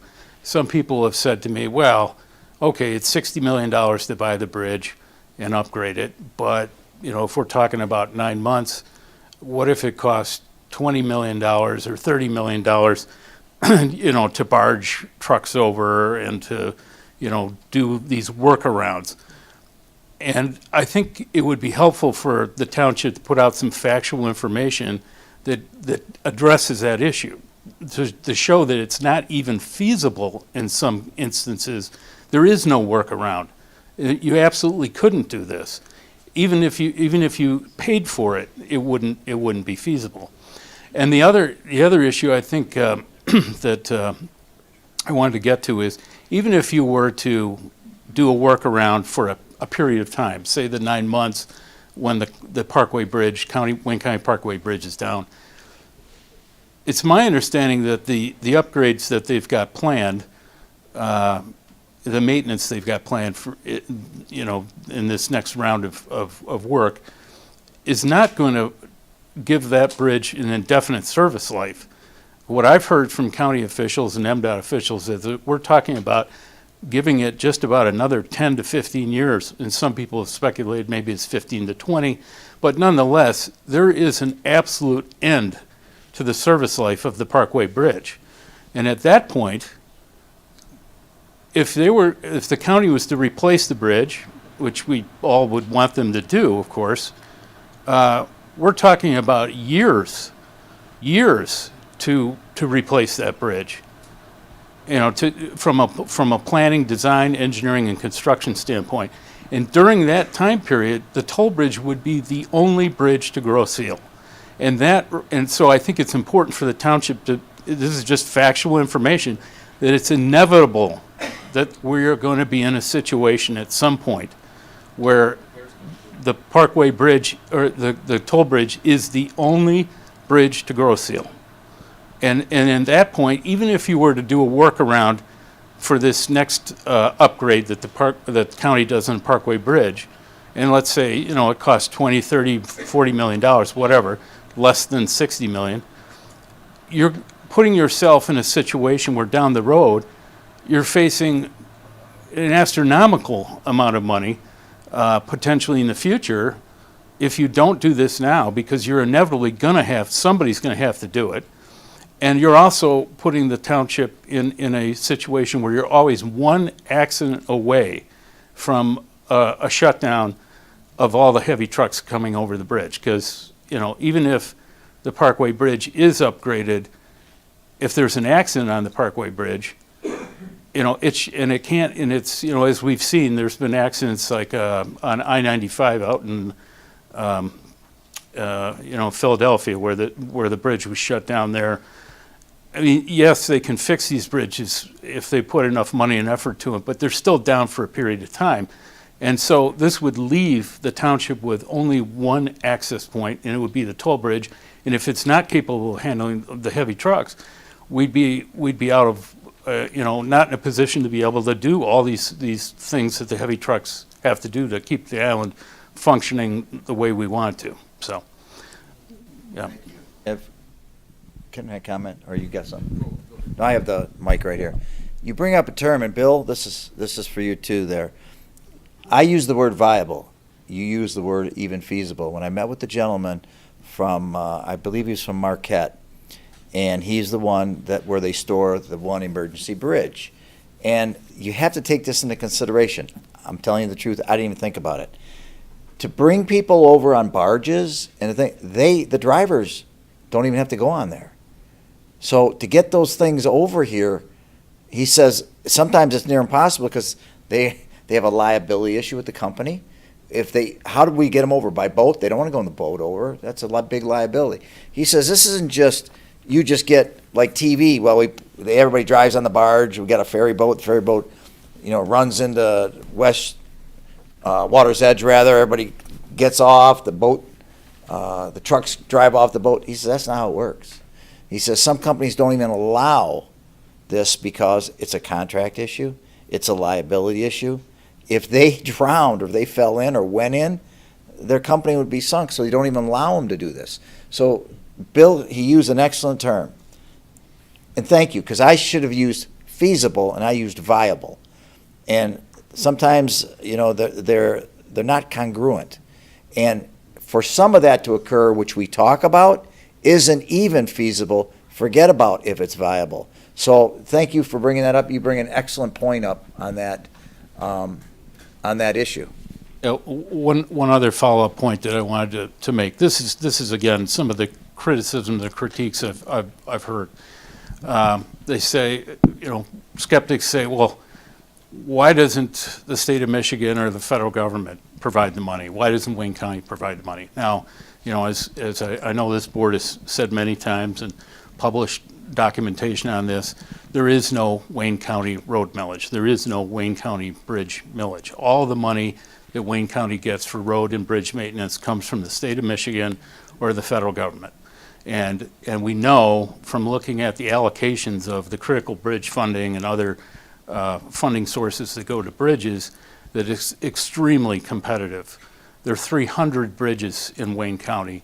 I think there's a fairly good percentage of them that are currently in poor condition or need work. And in fact, on Grosse Ile, we now, we lose sight of this sometimes, but the Ferry Road Bridge needs to be replaced. The Elbow Bridge needs to be replaced. The Swan Island Bridge needs to be replaced. The Parkway Bridge needs to be replaced. And those are millions of dollars of each.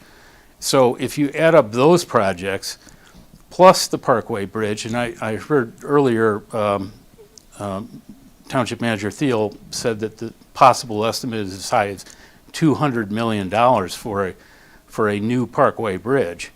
We're talking about, conservatively in the next, say, 15 to 20 years, Wayne County is going to have to somehow obtain more than $200 million of funding just to maintain the bridges that they own.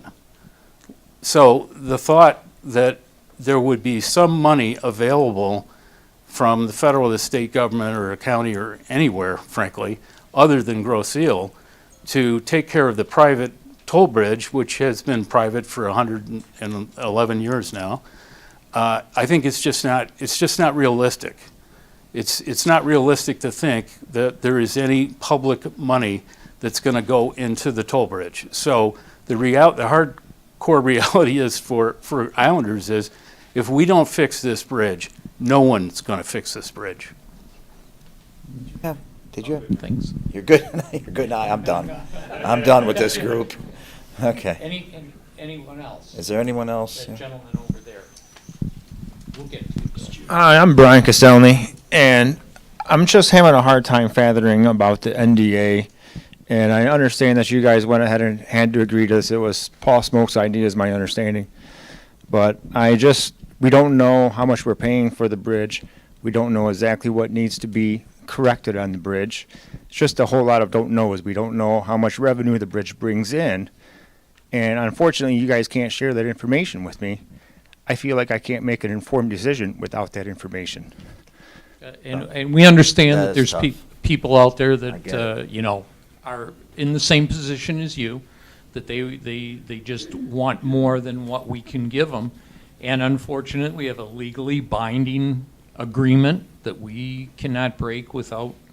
Yeah, there I being- understand that, but it's just, you keep on saying to make a good informed decision. Well- I feel I can't make that Well, good informed and- decision and without that information. And I understand that you can't, other people can, and you're going to have to make the decision you have to make. I think this discussion is all of the facts of us not, if we don't do it, the position we're going to be in. Yeah, I came here with the really hopes that you were going to get more information from Paul Smoke. You left the Well, last meeting. and it's, that- it's not that we don't have the No, information, it's I that we agree with can't- you, and I agree and- with what you guys are doing. Yeah. It's just, I want that information for me to make an Yeah. informed decision.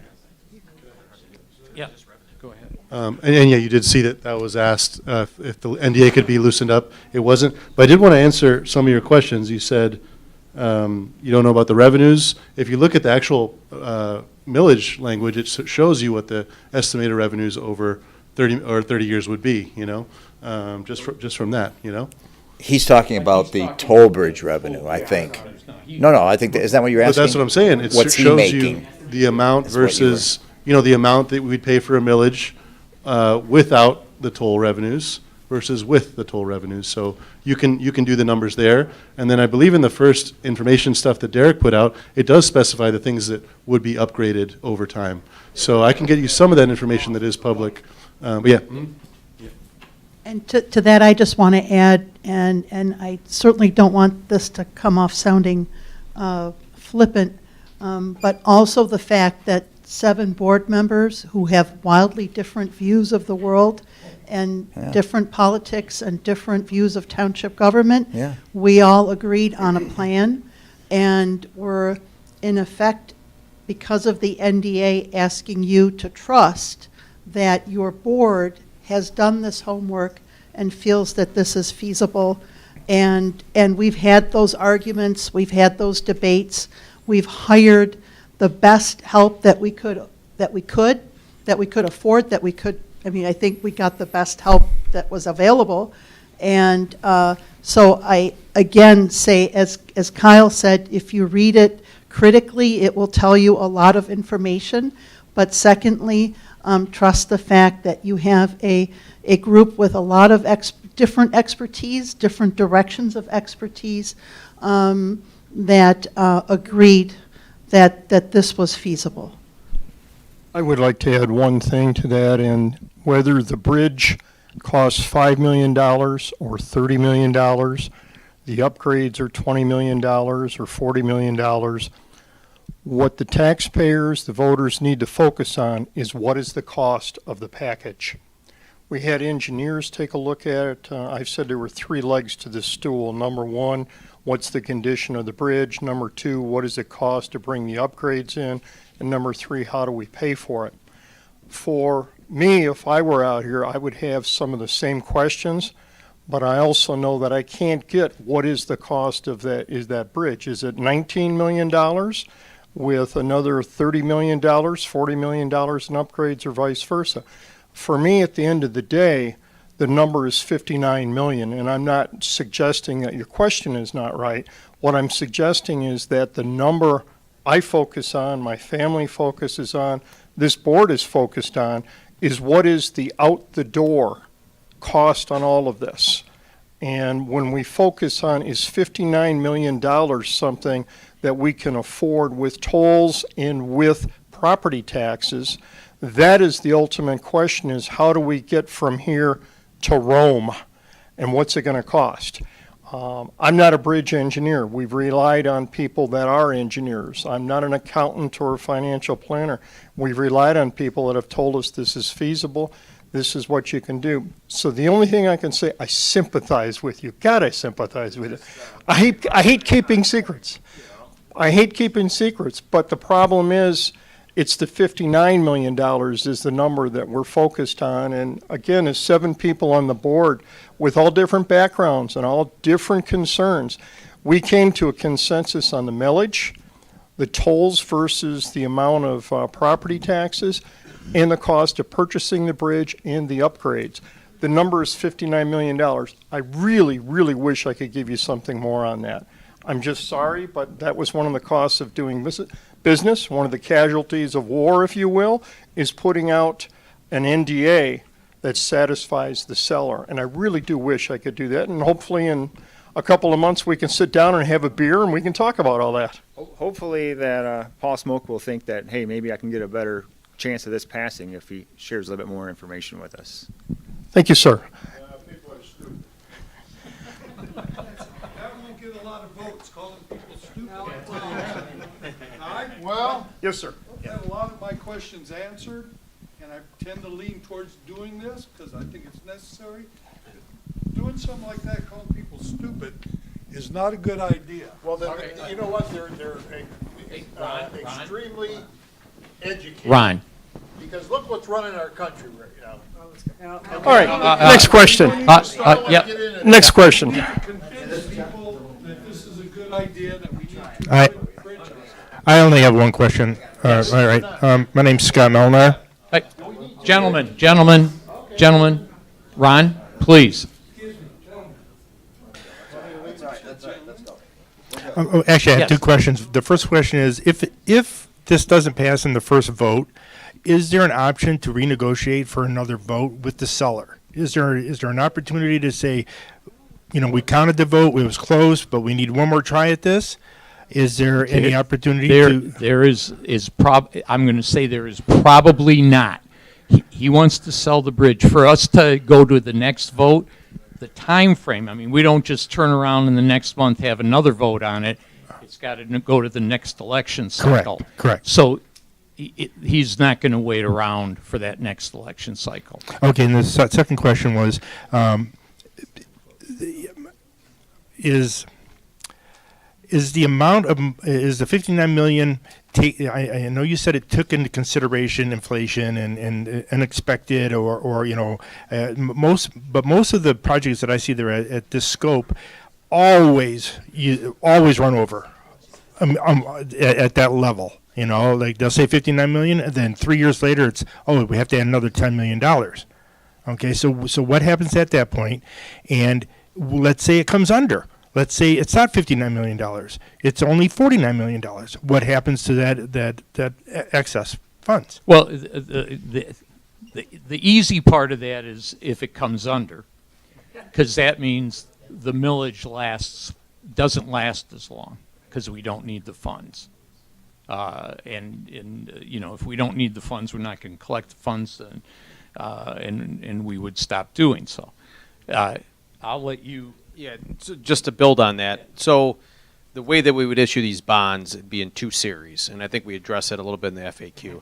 So the first series would be basically the upfront cost, the purchase, and then also the engineering for the repairs or the upgrades, both. So what that first series would do would be to fund all that. We wouldn't then issue the second series until the bids came in for the work, so we knew how much those repairs were going to be. So let's say the repairs were, and we threw around numbers here, let's say hypothetically the repairs are $20 million, and that's what we estimated, but they came in at $19 million. We wouldn't borrow 20, we would borrow 19, because by issuing those bonds after the bids came in, we would know the exact amount that those repairs would end up being, okay? So that's how we would address, the millage reduction as a result of the project coming in less than anticipated. Your first question was, what if it's over? So we do address some of the contingencies associated with an overage in the FAQ, so I'd encourage you to look at that. But our engineers, when they looked at this, were fairly conservative with regards to their estimates on what the cost of these repairs would end up being. So I think that we have a pretty good number estimated based upon their conservative view of those costs. So I think we've got a lot of that covered. It's not to say, like you had mentioned, that costs couldn't come in over budgeted, but I think we addressed some of those contingencies in the FAQ. Okay, and one more. You mentioned the residents' needs for like the weight capacity or whatever. What is that? What does that need? Go ahead.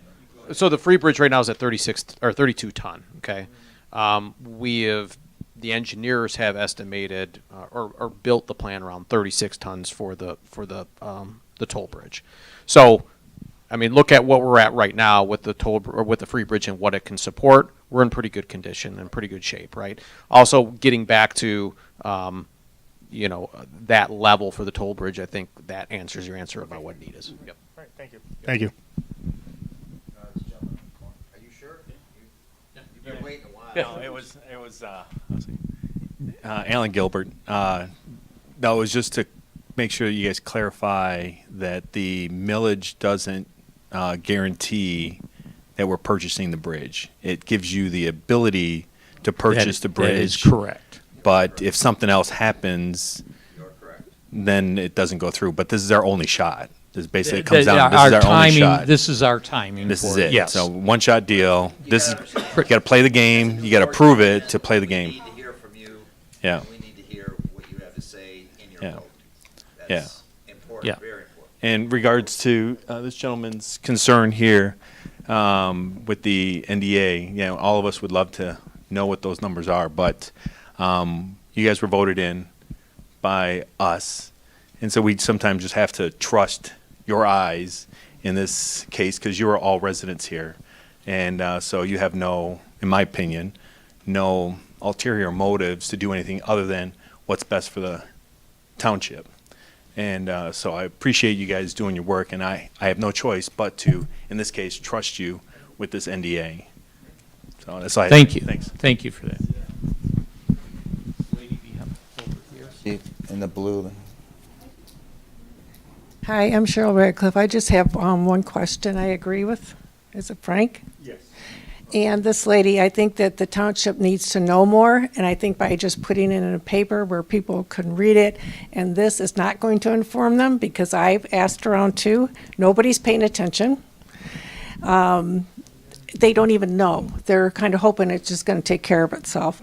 So I agree, somehow we have to get this out, and I just wonder what we can do, or the township legally can do. Like, can you just do newspaper ads? Can we get a flyer out there? Can we highlight the key things that really need to be brought out? Like, I think there are some pretty good points that need to be made to get their attention, something easy to read where it's going to snap their attention to read it. Because when you start going on and on, they don't want to listen. So that's what I've seen, because I've talked to people personally too, and they're just like, we're just going to watch on TV. We'll come when it's decided. Nothing's decided. We have to vote on it. And the only way they're going to vote is if they know. And they don't want to take the time to do it, so. Ron. Ron. You're right, Ron. They did tell me to arrest you that time, and I said no. I said they did tell me to arrest you that time, and I said no.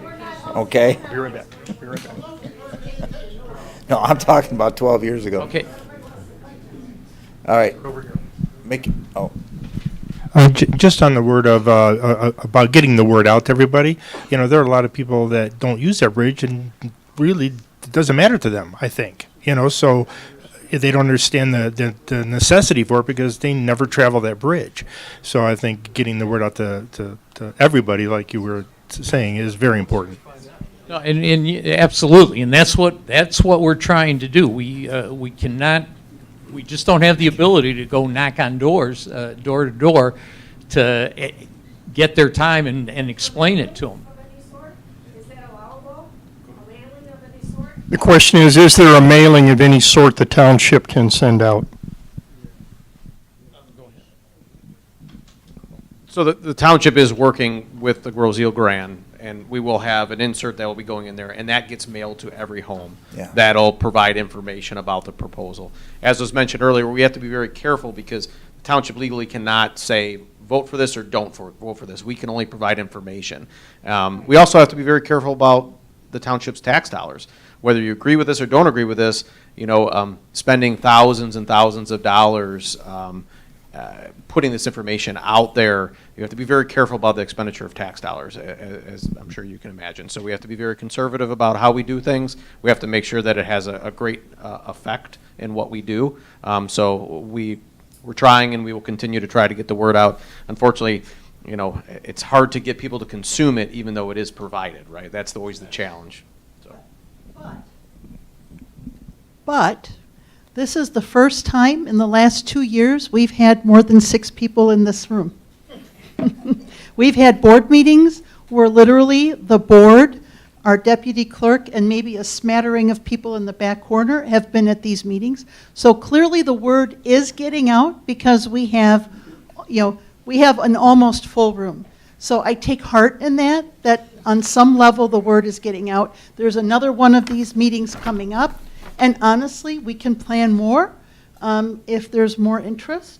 So on that level, I just want to say, to me, the fact that all of these seats are filled with warm thinking, rational bodies asking questions, wow, that's awesome. So just keep talking to your neighbors, to the people you know who don't necessarily pay attention, or are there are people working right now, people with little kids. They don't have the bandwidth to attend meetings or watch the streaming. So we've really tried hard to take a multimedia approach to reaching as many residents as we can through streaming, YouTube, our community channels, through the newspapers, etc., without killing the budget. So just keep that up, and then email Robin Brown, and we'll see if we can't get something going. Carl? We have a number of people that have asked questions. Is there anybody in here tonight that has not had an opportunity to use the microphone before I turn it over to other people that have and have follow-up questions? Please raise your hand if you have not been heard from. Because he's closest to me, I'm going to hand the microphone to this gentleman. Behind you. Very good. Might not be a good question. Sorry. We Hi, might my not name have a is good Melissa answer. from Stout Avenue. I'm just curious, and I'll take full responsibility for this. Okay, so I know I can correct it on my own. But why did we start this? Why did we not start this meeting with the presentation again? Why did we act like it was a continuation of the last meeting? I did see that there was the meeting online, and I saw a little bit of it, and I turned it off because I said, oh, I'm going to go on the 18th. And I felt that room was full of people that I could see, and I felt that presentation answered some questions that ended up being asked tonight, and it also was a trigger for more pertinent questions. Like, some of these folks in here are very well versed on these, situations or whatever, financial situations. A lot of us aren't. And it just seemed odd to me that we would not get the same full meeting and the full attention that the first meeting got. And I'm kind of curious how you're going to go on to the third one. Because if you want people in here to advocate, you haven't given them the same data that you gave the first set. You just came in and answered the last set of questions. Like I said, I'm going to take it on myself that I didn't sit there and watch the whole thing. And I know I can go do that, and we can all do that. But I just feel that it was an inappropriate way to run a meeting, to give the impression that we're going to have 3 meetings, and it was totally different. So I guess I'm looking for some input on, not necessarily input, but that's my opinion. I'll answer that for you. You can blame me, ma'am, for that. I met with Derek. He asked me if I would basically host this meeting. And so we got together and I explained I wanted to build upon the first meeting. The first meeting was 3 hours long. It had a lot of information. And the reason I wanted to build upon it is because we had just as many questions now for the second meeting as we had at the first after the introduction. Now, what we did is we put the introduction on the website. Again, this is I took the blame for this, or I will take it right now for you in your question. No, I will, because I thought that if people wanted to see it, we announced it. The beginning and the introduction did take a half hour. I get that. And there were some very important, he gave some very important points. Mr. Budney gave some very important points in that first half hour. But we had so many questions that came in by email. And after the first meeting, that when Derek and I got together to answer all these, that we knew, we're only going on 2 hours. This is important. I don't care if I've got to be here till 3 in the morning. I don't have a problem with that. The problem is that I wanted to streamline this for all of you to make it go to a what I believe is better. Obviously, you don't think it was. I respect what you're saying. And you're correct. It is online. They can see that introduction. If they want to see the introduction, it's on there. They can see it. But with the introduction, with the old questions, with the new questions, and we add it all up, we'd be here till 9, 10 o'clock tonight. And I didn't want to do that to all of you. I'll take that blame. Third meeting, you asked, what do we do? I wanted to build upon the third meeting again from the second meeting, which means if there's any questions that come in now that we didn't answer for all of you, we want to make sure at the third meeting, and for those who are on TV and watching it from home, or they're watching it, delayed where you can, every so many hours it's on, that they can see what occurred on the first two, and then the third meeting will be built upon the first two again in the same fashion. So we would get all that in 3 meetings as opposed to 3 meetings of 3 hours each. I can understand that, but do we have any idea what the viewership is when you have this on TV or whatever This one it I is? don't know. Others, we have an idea how many watch the Just board. going back to the point that you've got folks, well, like I said, there's 10,000 people on this island, and so we might think it's great to have this room kind of crowded, but like nobody would miss us. Okay, I mean, Ma'am. and so I'm fearful too. I am for this, and I'm usually not for stuff, so I am for this, but there are people that never go down to that pay bridge unless they have to, and I just think that they're going to be the ones that are going to be left out, not understanding what the long-term impact is going to be on them as well as us, the rest of us. So. Based on, thank you for your comments. Thank you for telling us that, because we will consider reworking that third one to include a better introduction with more of what we did the first time. Please do. We have a follow-up question. It was just more of a suggestion. These FAQs, these are great. You guys put a lot of time and effort into this, so I appreciate that. And I would just suggest, I assume these are up on the website, correct? So pushing a link out to this on the, what is it, the communication that Code goes red. up? Yeah, Yeah, I mean, continuously, right? Like every 2 weeks, there's another FAQ, another question on it. Just hammer people with it. So, because people are glued, if you haven't noticed, people are glued to these things. So this information is pertinent to getting people's in front of their face, and I think the way to do that is to push it out through the cell phones. Good comment. Thank you. Vic, I think you have something. Just very quickly, in terms of heightening awareness of the importance of this, of voting, on the bridge proposal, is it possible, is it doable to have some kind of sign, some kind of banner, something near both of the bridges saying, please vote on the bridge proposal? And that's it. We're not going to say do this or do that, do positive or negative. Please vote on it, and have it next to, close proximity to each of the bridges, both of the bridges. Is that a possibility? That's an interesting I don't know that possibility. Yeah, we hadn't thought of that, but Let's do it. We'll talk about that. Great. Thank you. Anyone else? Mr. Heil. I don't know if we want to do that.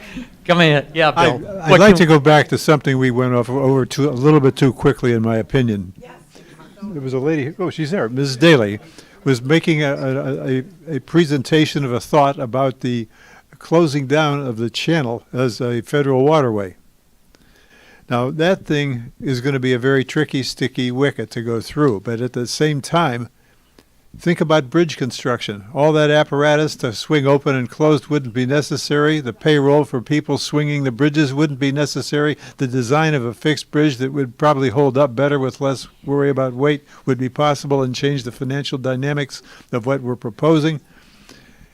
I'm just suggesting that we become aware of the significance of that thought and maybe adjust our efforts on pursuing that. I mean, you've got Trenton on the other side that might be saying, what will that do to our tax base?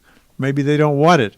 it has a significant impact if we It pursue does, and it's a very complex issue, not only because of all the departments and the state, federal government that you have to deal with, but you also have, it's not our waterway, it also services Riverview, Trenton, and they may have a completely different view of that. So yeah, that's something that needs to be looked into. It's not something that's going to be handled quickly. It's a very complex issue. But if it could be expedited to some degree, Jim, maybe the plans we'd come up with would be different. Well, I And can less tell you it's costly. not. It cannot be done before November. Oh, no, I wasn't talking about that. Yeah, but no, that's just another thing that I we're wasn't working talking on. about before November, not at all. That's just another thing that we're working on. Ms. Dillon Bailey. Yeah, as a follow-up to that, I've seen channels be deauthorized. It's by an act of Congress. Debbie Dingell can sponsor that. And in my experience, if the federal government gets to spend less money on something, they hop on that. So I know you can't get that done by October, but you may be able to get it done before you have to go into all of your engineering, finalization of plans and bidding, et cetera, et cetera.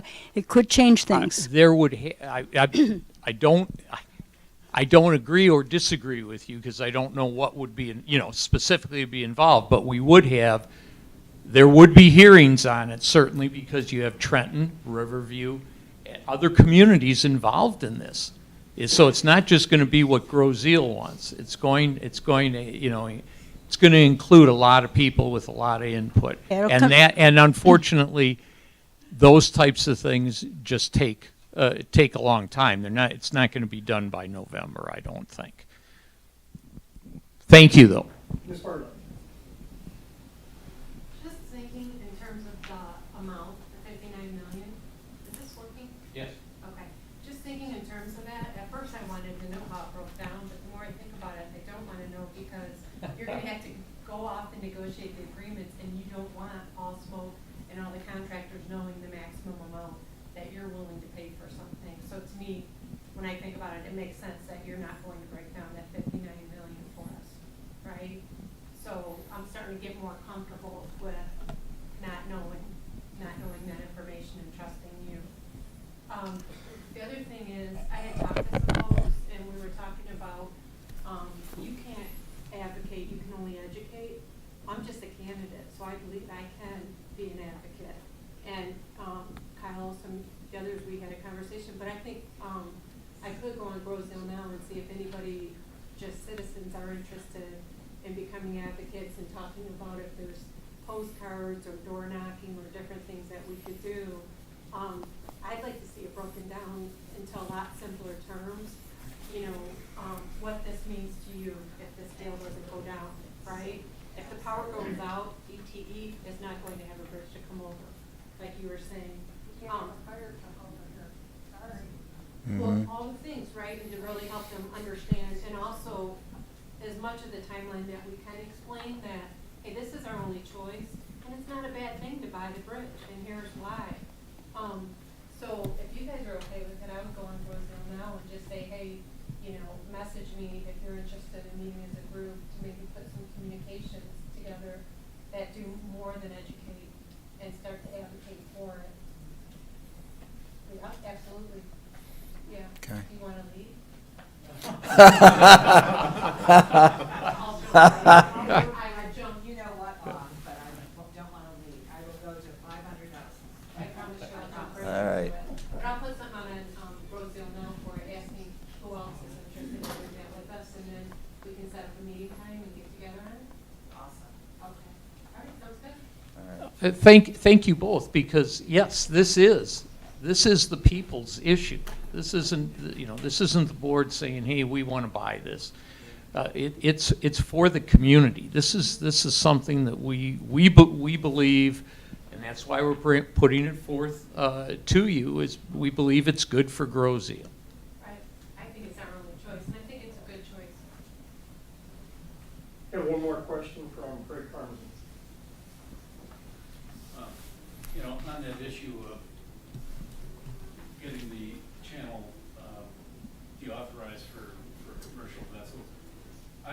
research on that. It's an extremely complex process, and it would involve probably years of litigation. You'd be dealing with the owners of the McClough Steel site and the DTE site, and every property in between potentially has standing in litigation to,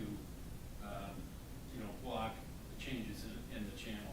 So, not that it's a bad idea. I agree that it would be most desirable to have a fixed span bridge on both the north end and the south end, but the process of getting to that would take years, and we don't have years to resolve this issue. But I do have a follow-up question on some of the discussion about the NDA, the non-disclosure agreement.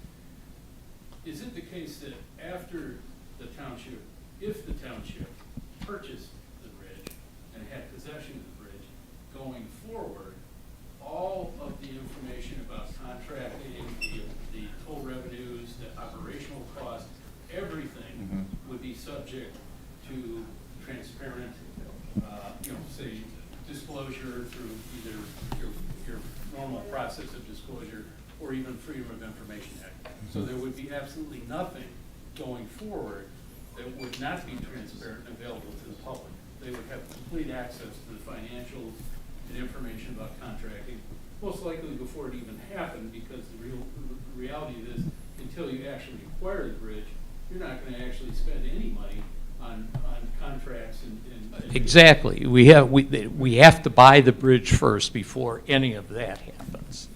Absolutely right. And some of the information that can come out, if in fact we purchase it, some of the information can come out. Some of the information still will be blocked from coming out. Some of the financial information of the bridge. Not going forward, though. That's what I'm saying. Yeah, not going forward. It's all Yeah, foyable yeah. going forward. Going forward, I mean, Yeah, once, if in fact we were to purchase the bridge, then we would, we would make public everything we're doing.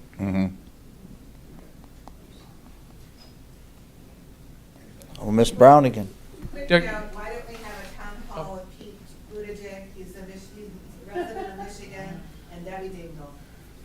Why don't we have a town meeting with Pete Buttigieg, Secretary of Transportation, and Debbie Dingle, our congressperson? It's simply because at this point, it's not a federal Yeah, issue. it's premature. It's it's premature. It would be, we could have a lot They of moved to talk, but Groseville, we'll talk to nothing them. could happen. So it's all something that can come down the line at the right step. Yes, but they would be people to talk to about what we talked about earlier, the deauthorization of the channel. So that's something that I think we should consider at some point. I think you're right. We're already doing that. We're already talking to people, and it's at the federal level. All right. Any others? Anything else? Nobody. Sign up. Save your property values. Oh, that was the other one. Where's the? I'm sorry, Robin, you have a question? I'm sorry. You can sign up to be part of this effort to save this island and your property values and so much more. Thank you. Thank you. No, we just. It's, the battery just died. It's in. Battery is just it's second battery tonight. Does anybody else have any questions here? Ron had something else. Ron? Yeah, I got to commend you guys. You know, you got a hard position to try to keep up with and get this information out. So, you know, you guys did a wonderful job so far. So far. I'd like to beat you up because, you know, but I have no reason to at this point. And what just bothers me is the people are uneducated and not taking in consideration both sides of this. To me, it's a common sense thing, and I'm feeling more stronger about it. We need Plan B. But I did that 12 years ago, and no one listened to me. You know, and I can tell you stories about that. And to be honest, when I started thinking about the liability of a of a government agency just ignoring things. We should have been sitting in Wayne County. We should have. I'm not blaming you guys because you weren't here. We should have been sitting down in Wayne County. I sat down in Wayne County and talked to, well, somebody that was mentioned here, okay, about this. And I was surprised that they even agreed to talk to me, but they did, okay? But I can't represent 10,000 people. And I will volunteer my time to that lady, you know. She kind of put herself in a bad spot. You mean the leader? The leader. But yeah, you know, you just have to make an educated guess on all this, that what's going to be better. And I don't think the people are doing it, and I don't know if they're capable of doing it. I don't know that they're even awake enough to really. I don't care what anybody says. They want to say something to me. That's okay. Okay, but maybe I'm wrong. I don't know. Okay. Well, anyway, let's give a big hand to these guys. They got I do want to say something. So obviously been on the board for 2 years, seen different things. I have seen more folks paying attention to this issue than I thought. And you were there at that meeting, Ron. You mentioned it. People came to that meeting and were unhappy or ready to be unhappy, and I think kind of got turned around. And I'm not saying that everyone feels this way, but I think that gentleman over there is correct. I think, if I were on the outside, I'd be skeptical. I'd want to see more. But we've done the best we can to get as much information out to you as we can. We've given, I think, folks a good choice coming up in November. And I've seen folks really pay attention and wanting to inform themselves. I'm not saying everyone.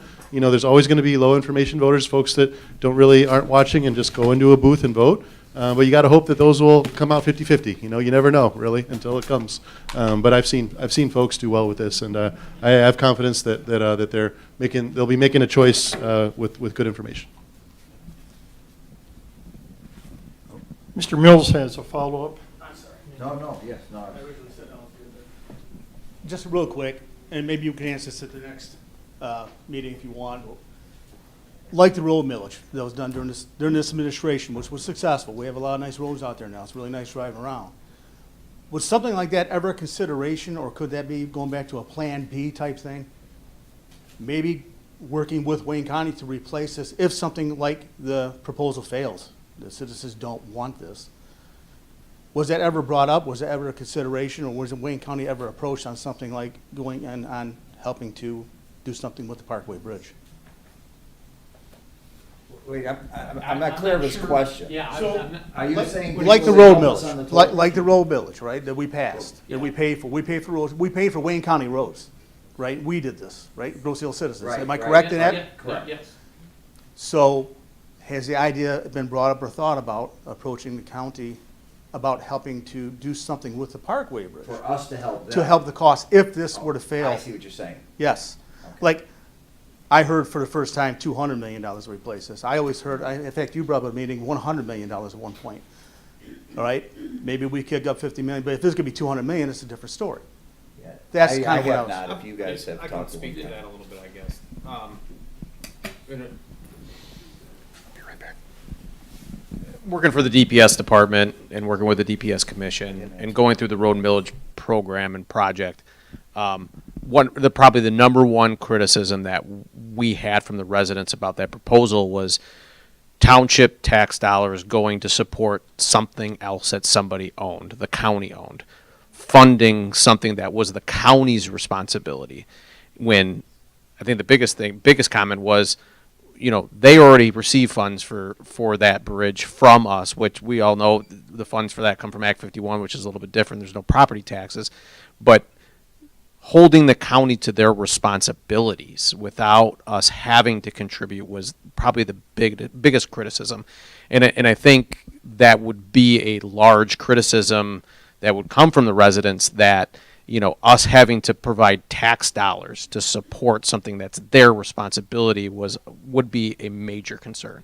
I think this proposal here is a bit different. This is us doing it for ourselves, by ourselves, and having sole possession and responsibility for a way on and off this island without having that marriage where our funds would go into the Wayne County Bridge and still rely on them to carry that bridge forward, either in maintenance, repair, or upkeep, while we financed a large portion of it. So I think that those were the unique differences between, something like that and something that's being considered. So hopefully that answers some of your questions. Well, this was more of a plan B type thing, right? If it were to fail. Because the county still owns those roads that we paid for, right? The county still owns them. So this is kind of why I'm talking about going to a plan. I mean, people brought up plan B, people are concerned what's going to happen. I'm just asking if this idea has even been thought of or approached. I guess you're going to wait to see if this proposal passes or fails. Well, yes. It partially has been. The issue with that is the amount of investment in the Wayne County Free Bridge by us to get it to the point of where it needs to be. I don't know that those costs would be any less than what it would be to do what we've proposed. So if they're not receptive to this cost, I don't know that they'd be receptive to a similar cost with that bridge. And I'm not sure what that does. If this fails and the toll bridge is the toll bridge, we still only have the one bridge that can handle our needs. So I'm not sure what helping Wayne County with their bridge, which it handles our needs, does for us. Because if it's shut down, that other bridge is not going to be able to handle our needs. I'm sorry. But it'll go to our needs, just like the Wayne County roads did. That's why I'm sorry. If it would have failed, I guess it's more of a.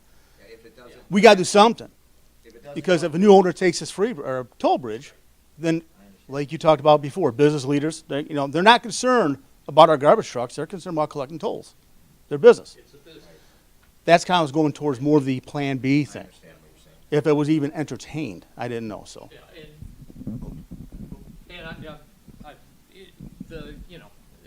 The county is working on taking care of that and getting that bridge up. So I don't think we have to go into that. The plan B, certainly, we could build a third bridge, right? Do you know what that would cost, or where? And take a look at where would you put it? Where, not only on this side of the on the island, where would you put it? To get off. There's a lot of things that can be done, but as we talked about, not feasible. I've had two final hands come up, Bill Heil and Uta O'Connor. Bill, ladies first, and then I'll get to you. Nope. Bill, you're going to have the last word. I'm sorry. Joe, you have the last word after Bill. Well, Bill has the last question.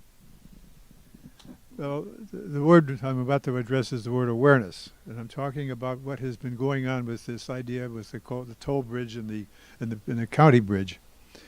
If we buy this bridge, the toll bridge, we have by implication a need over the years to cooperate with Wayne County and us to cooperate with them. That's a unique relationship. Why? Because if an accident comes up that's unexpected and suddenly the traffic has to change back and forth, we've got to cooperate with each other. And we're going to have a new way of looking at things compared with the past with them. By law, as I understand it, the county is supposed to provide us with an alternative that is suitable. Well, we are unique. We're most suitable is Wyandotte or Trenton or someplace where all the roads cross and you go a mile to the left and turn to the right, and you can't do that here. That's why we have the need to cooperate. They have the responsibility, but we have to fulfill it together. And I wanted to make that point clear because I think that will be significant to the way we administrate this, hopefully, after we get it. Here you go, Joe. Thank you, sir. Well, thank you for all coming tonight and everyone that's listened from home. The next meeting is October 9th. And what we're going to do is, once again, and I'm sorry, ma'am, I forgot your last name. Oh. Is she a cop? Well, she's pretty good. I think she was a detective. But we will look at this. Once again, the meeting was done so we could get the most information, the most time, and that way the most people will really watch it. That's why. So we will build upon it and make some changes maybe for next time.